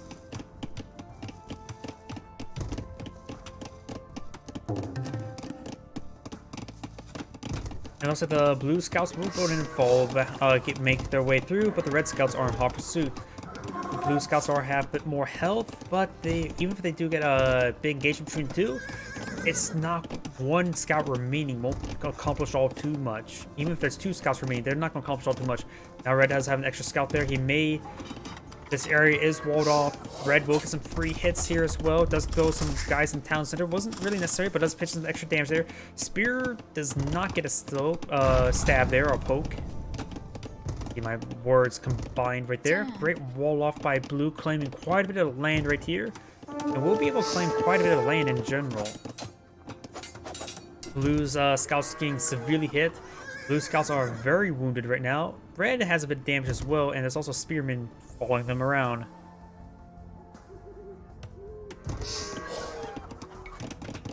Looks like blue's going to eye some more scout aggression. I think blue has more scouts, 8 versus 6, plus 2 spearmen. Overall, if they were to get one big brawl off, red should win out with those 2 spearmen. But it'll be a fair victory for both sides.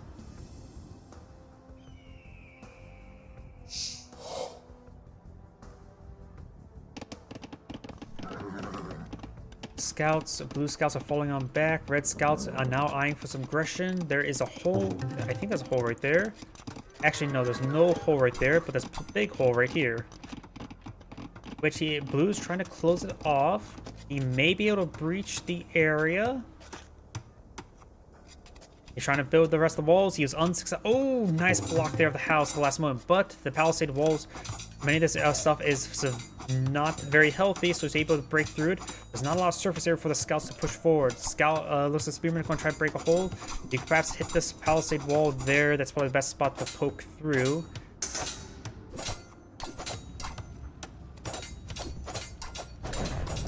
Does manage to break through one of the palisade walls. Overall, the wall is complete. Trying to repair up the house now. And looks like red has been denied of advancing forward. Blue's even claimed a relic inside his walls. We have the villager here. He can continue repairing the house. And blue may just fire some counter aggression since he knows he is safe to leave the area, though he will have to sustain a lot of resources in order to get that stuff keep repaired, but he could eye some counter aggression. He doesn't realize that red does not have a whole lot of defense, and also red is going for a tech up now. Blue is going for a Castle Age as well as Bloodlines. He may go and try to pick off the spearmen, but a lot of his cavalry are quite wounded.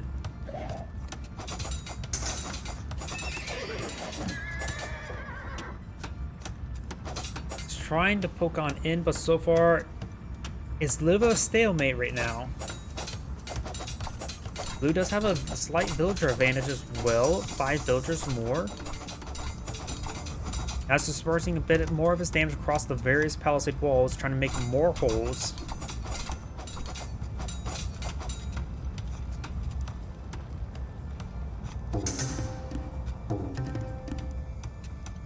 And Castle Age is almost complete for Blue. Red's going to try to find a different hole or create a different hole. There's some palisade walls from the breakthrough. And now Red has a complete Castle Age, so has Blue now. You have some knights being put out by Blue. We probably will see some knights for Red. Yes, both players have gone for 2 sets of knights. 2 stables of knights. This village is going to try to repair up these walls, doing a relatively good job at it. Got there's a good number of scouts here. And first knight is now in the field, going to try to hit those skirmishers, and do got the light cavalry upgrade for Blue. Blue's going to get a great engagement here thanks to his light cavalry upgrade.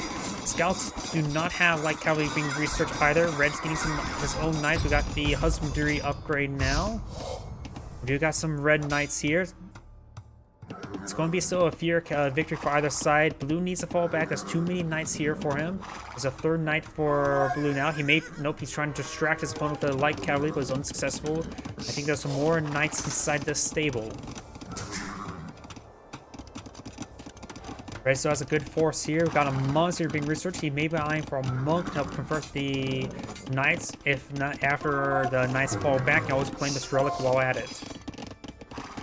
Switch over to Blue. Let's see what he's researching and building. He is going for a monk. We do have a good number of knights inside these stables.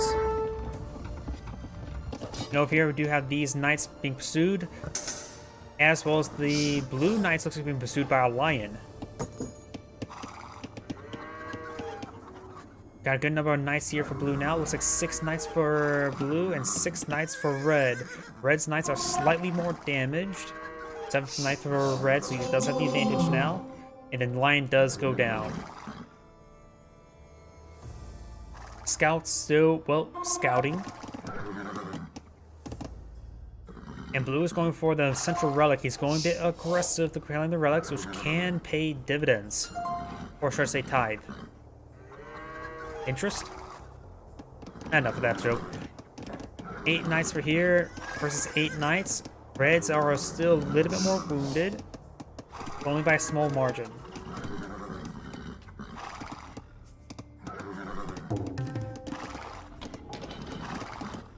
You have a monster being put out by Blue, a Ford Monastery. And it does get canceled there because guess what? There's a whole bunch of knights underneath that scaffolding, or on top of the scaffolding. Going for another Ford Monastery. It's interesting he's going for Ford Monasteries to all structures. He must be eyeing for some conversions. What monk technologies can Khmer get, or I should say not get? He can't get block printing, so that reduces the range. He can't get heresy, so he can't loot. His units cannot die upon being converted. And we do not have the atonement, which I believe that's the ability to... No. That's the ability to convert other monks, right? I forget exactly.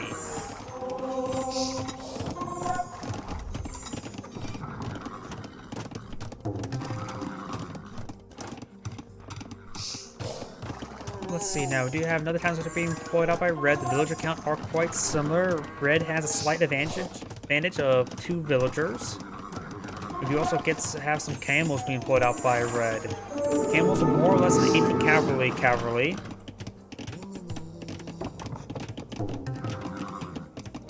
And do have these scouts. They may get converted. Scouts are actually conversion resistance, but of course, you get enough monks, you can convert them quite easily. And you've got a number of conversions going off. Blue does have these monks here.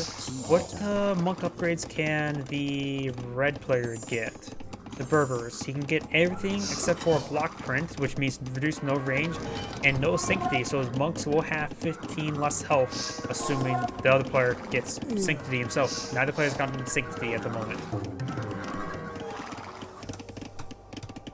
So Red could potentially get the Research Atonement to convert his opponent's monks, which can be very important. Let's claim one of his monks. Now he's trying to reconvert. Another monk has been claimed, and he actually deletes and kills them off. He deletes them, preventing them from being converted. Very, very good. Now Red's advancing forward. Got another conversions off right there. It may have been better just, I don't know if it's better to convert or not convert, or delete or not delete. Got a massive engagement here. It's hard to tell who's actually winning. It looks like Red may have the slight advantage, but it's a bit of a messy engagement for both sides. Both sides can conversions off. These knights are charging for Red's monks. Got more conversions off going up for Blue. Got some camels still in the mix for Red. Right? And it looks like Red will pull out ahead ever so slightly, but these knights are pulling him back. Camels are being cleaned up now. He needs to get some more healing off on his own monks. There we go, he's healing off that single knight, able to allow him to be more tanky. Does manage to get this guy back. I'm not sure if that could be a convert. But Red's now transitioning to a camel, just mass camels. Not going for any more monk upgrades, just going for mass camels.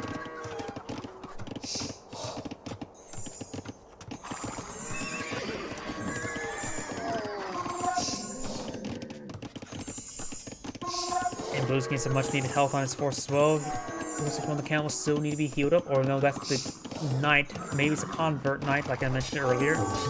Knight's now pushing the forward, but also a battering ram, trying to put some holes and stuff.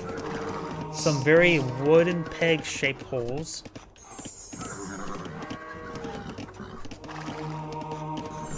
Trying to get some conversions there. Battering ram will be poking away against the house. Now we've got, looks like the cavalry armor being researched. One does go down for Red. Looks like got a convert on one of Red's camels as well. 2 camels get converted. Very nice. And more of the camels being converted. Blue's doing a great job with monks. And, more so with monks. He can protect them as well. Trying to charge forward onto the monks now. Camels are not like the highest damage versus monks, so we'll take a bit of time to pick them off. You may see Sanctity research. Sanctity has been researched as well. Knights are good against monks, so are scouts, but camels not so much. But these monks are getting overwhelmed because it had a lack of escort for score Blue's monks.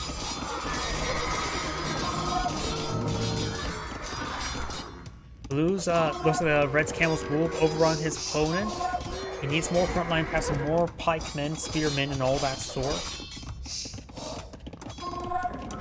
Let's take a look on the relic count. Both players have claimed 1 relic. This relic has not been claimed. Blue should have spotted that, right? No, he doesn't even know about this relic. It's just out of vision range, so he does not know about that relic. Got a big engagement here. I think Red will pull on top. He has a good number of camels. His opponent has a lot of knights.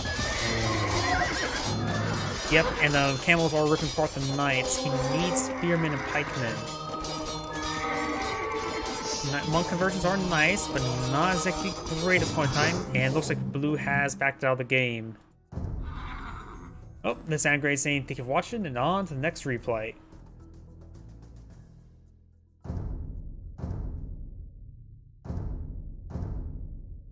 And Aztecs versus Bengalis. And what else is less than the Aztecs? Greetings everyone, and Grade here for another Age of Empires 2 Definitive Edition replay. Spawn on the bottom left side as the Red Aztecs, we have Frontline. Spawn on the right side, top right side as the Bengalis, we have Reformed. Got some turkeys on both sides. We got a scouting turkey which will spot the relic. But let's go and take a look at both players' civilization bonuses. For the Aztecs, they are infantry and monk civilizations. Villagers gain +3 carrying, which is nice. Military units create 11% faster, which can be quite nice as well. Monks get +5 hit points for each monk technology. They get all of them, including Sanctity, so these can be very durable monks. They start with 50 extra gold, which is not really that important, but could be nice for a militia rush. Unique units, Jaguar unit, Jaguar warrior, which is the anti-infantry infantry. Unique text, Atlatl, skirmishers get +1 attack and range, which is pretty nice as well, great for trash fights. And Garden Wars, which gives infantry +4 attack, which makes them very effective indeed. And he can get elite skirmisher upgrade as well.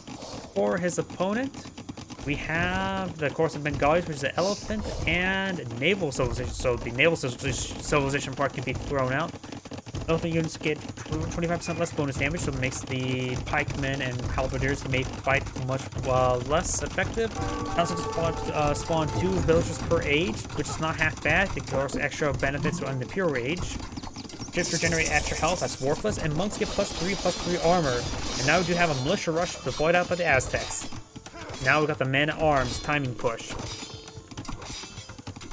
Unique tech is unique units. Rata is a hybrid chariot archer.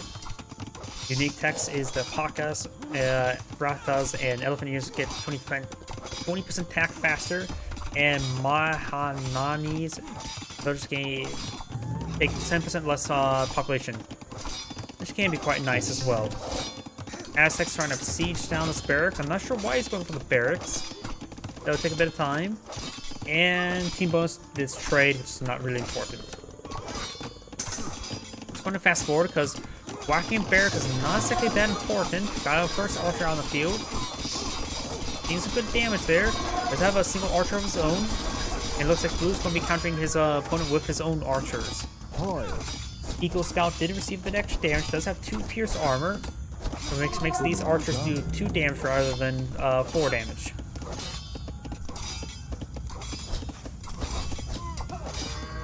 Archer versus archer.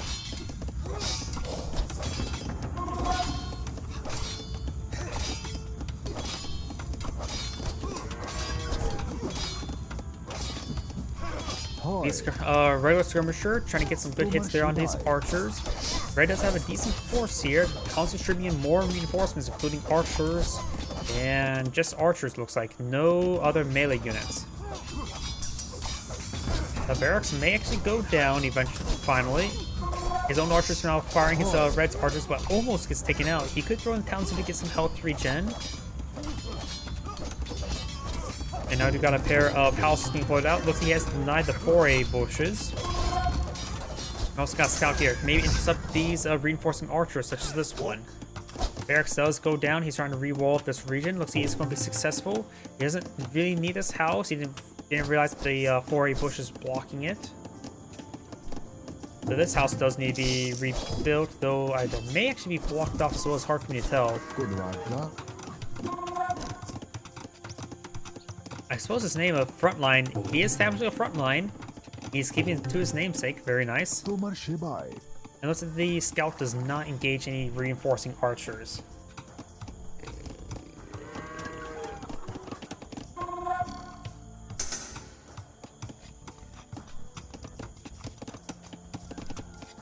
Got a good number of red archers, 6 archers. Still have the man-at-arms and the Eagle Scout.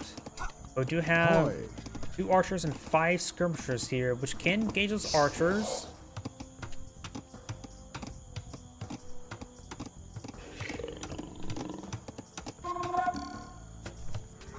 Looks like Blue's going for more archers, more villagers. His opponent is going for more villagers, another Eagle Scout, and more archers. Let's go and fast forward a little bit. Looks like they're dancing around a little bit more. Archers are advancing. And looks like it's going to start hitting some of these housing.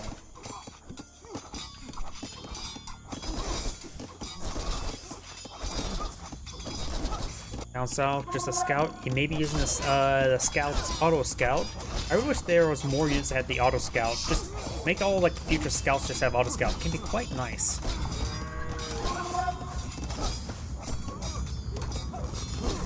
House will go down. The militia, or not militia, the man-at-arms able to get some good damage onto the housing. Looks like archers managed to break through. This house is not fully built. Could perhaps whack it down to allow the archers advance forward, but he is getting some damage onto these villagers. We got this force now rotating around. We got 5 archers, 5 skirmishers. 1 archer is dead. Red's force is a little bit battered and bruised as well, but he's also going to make us retreat out of this region. He may be going back in. He still has 6 archers, which is more than his opponent with just 4. The skirmishers still pose a problem, and now we've got a big wave of Eagle Scouts. Eagle Scouts do have 3 pierce armor, so it's able to withstand quite a bit of fire. Archers would do 2 damage, skirmishers would do 1 damage. But these Eagle Scouts are providing very, very good buffer for his own archers, and the man-at-arms are falling behind because they can still pose a threat to the buildings themselves. Doing good damage there. He says put a massive garrison inside the town center. Does finish off all those archers, just leaving the skirmishers be there and the 1 fresh archer. He's doing great contain right there. He's going to start focusing down this barracks now.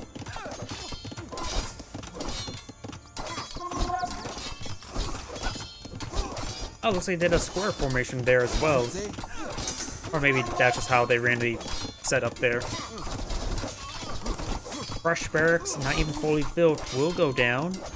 There's a lot of melee forces here to do a lot of good anti-building damage. Or just hack damage in general, because the buildings...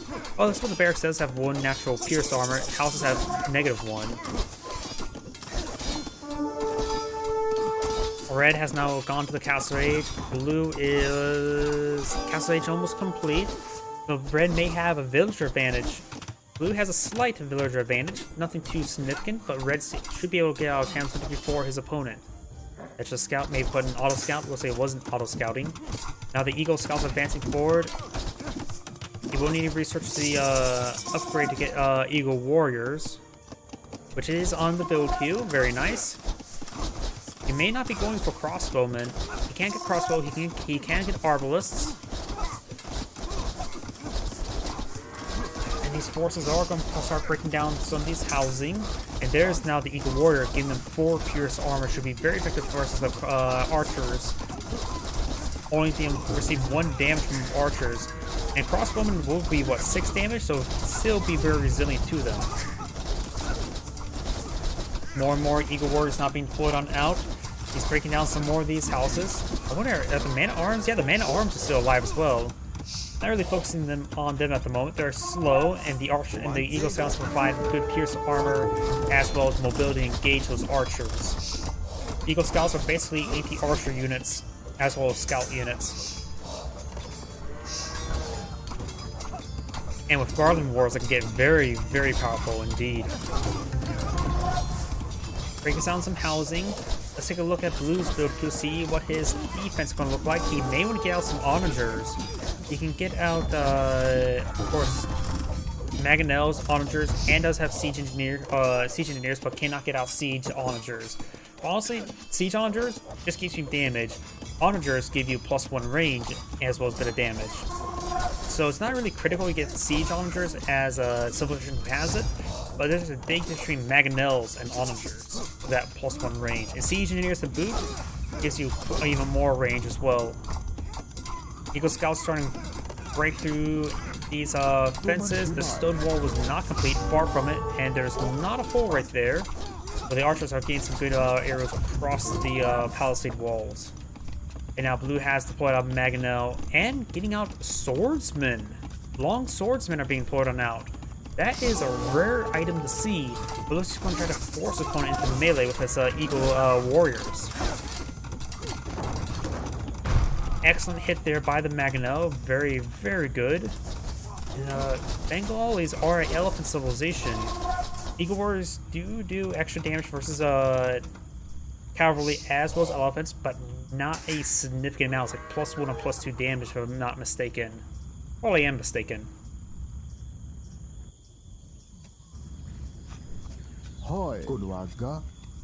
Berber's not pushing way forward with the Mangonel support. Eagle Scouts are rotating to another part, trying to find another hole or create another hole. And over here, I did not pay attention. This is where his scout and skirmisher force went. They went all the way around. He does not have crossbowmen. He does not have elite skirmisher upgrade. There's a lot of maps. Gain some great damage there. Skirmishers are going to hold ground safe to make sure they get out of the minimum range or maintain the fire from minimum range, but maybe not. And now we do have a monk here by red. No upgrades at the moment. Maybe again that monk is just probably meant for relics. I see there's 1, 2, 3, 4, 5 relics in X formation. Ooh, that Mangonel must have done some great work there. These are the Eagle Scouts that can perhaps overrun the Mangonel, gain some good hits there. But a lot of these archers went down. It could have been from the swordsmen as well. The swordsmen, those are all archers. Swordsmen find, or the Magnet find a good engagement there onto this archer. Sorry I missed that, but that was a pretty good engagement for blue. And red is receiving quite a bit of harassment. Red does have a superior number of villagers.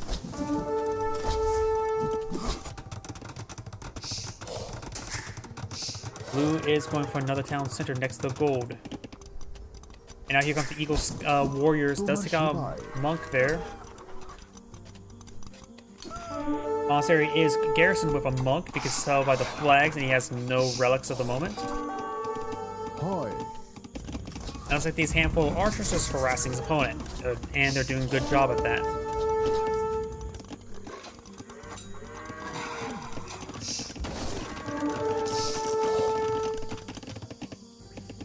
Mangonel and Long Swordsman making their way back. And Long Swordsman will find engagement there on the archers, able to quickly kill them off. Now this force can push on forward. This skirmisher archer force does spot the Eagle Scouts. He could perhaps send the Long Swordsmen over there. It's been a while since I said the word Long Swordsman, because you don't ever see Long Swordsmen. He has no benefit of building Long Swordsmen. So he purposely went for Long Swordsmen. Now he can't even get research supplies, so these are a bit more expensive Long Swordsmen.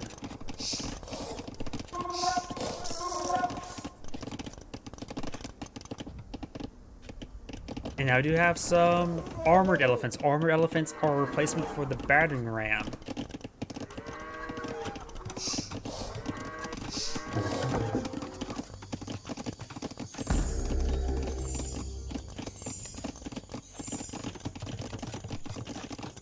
This seems like a pretty bad farm placement, if you ask me.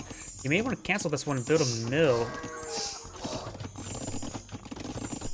Oh, there is a mill. They did have enough space for a mill there. I don't know why it looked like it was not enough space. I probably still use the 3x3s.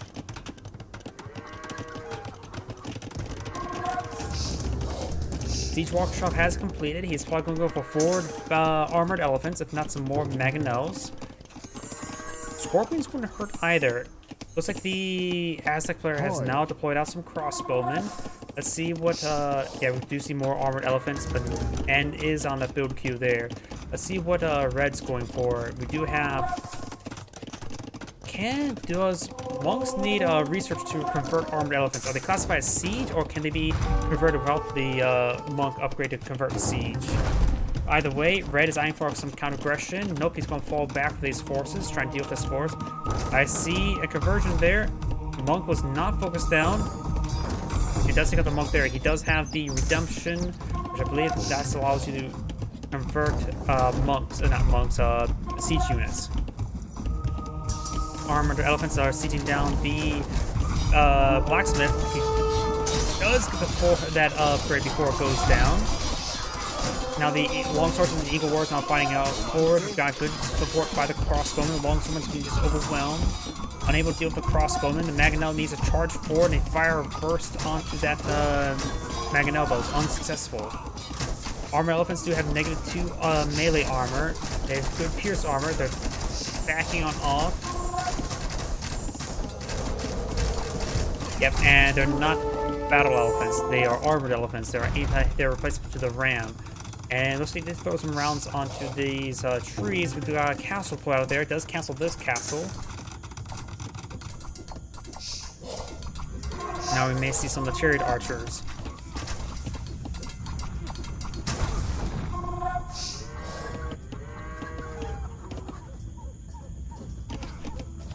Red is going for some more monks.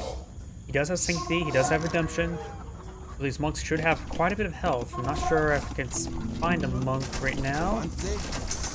I did not select any monks there. Oh, there's a monk. Running at 55 health. And we also got a Ford monastery here.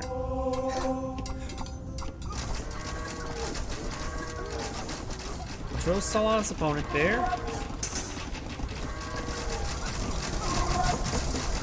And Siege Workshop will go down.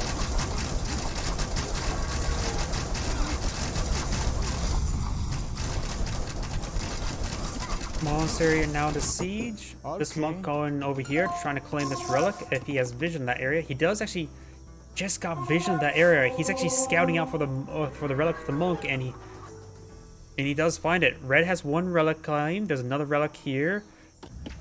Another relic here, so he knows where 3 of the relics are, but where is that last one? That one. Does he not have vision of this one? He actually does not have vision of this relic. Oh!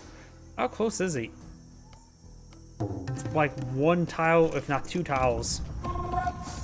So he somehow missed that relic being there. He does want this castle there. He needs to avoid the castle with those crossbowmen. Got a 4 monster trying to be blown up by red.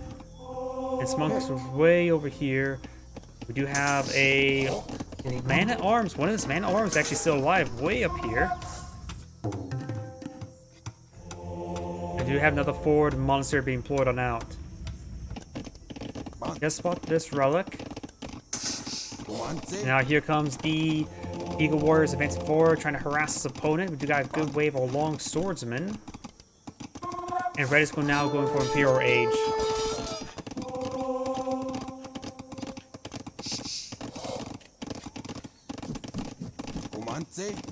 Eagle Warriors are backing on off. We do got this relic now claimed. Eagle Warriors are sort of in a big group there.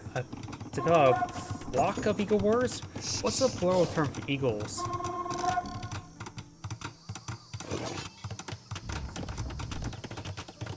If crows are murder and conspiracy, does that would that make eagles justice and liberation? I'm gonna go with that. Red now has gone for Imperial Age.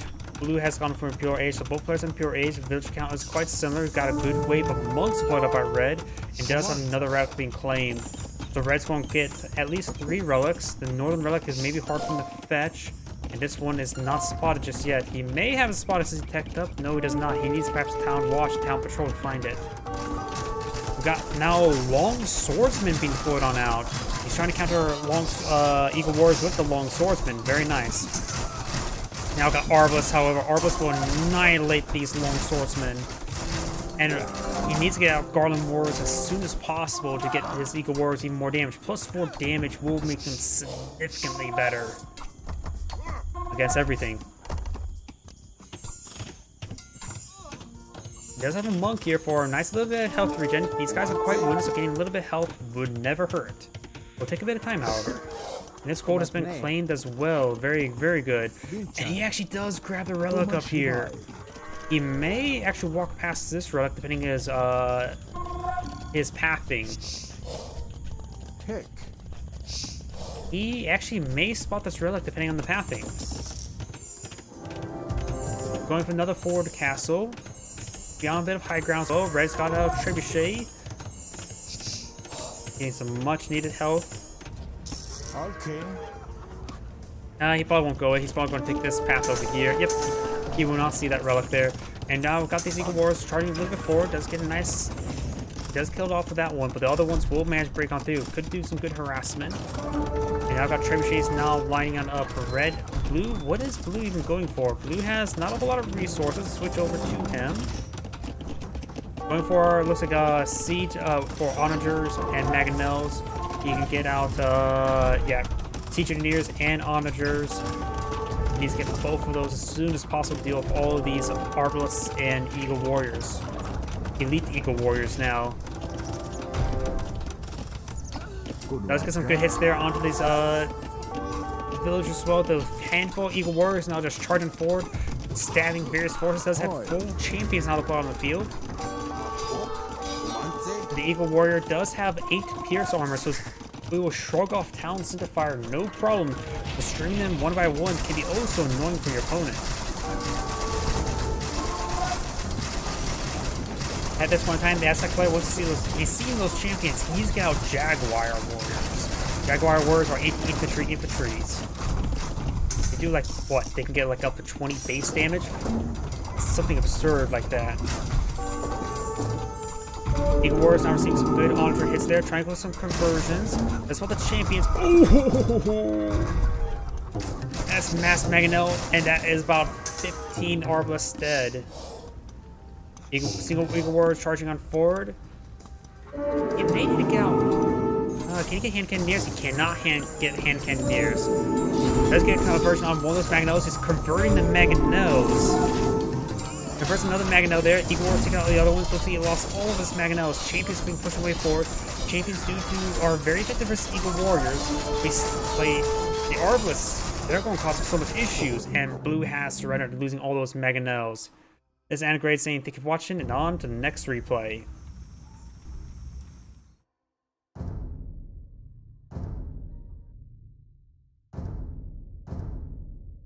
Yep, honestly, I'm starting to lose my voice a little bit, so I'm going to have to call the stream a little bit early tonight. Everyone have a good evening and get some good rest. Enjoy.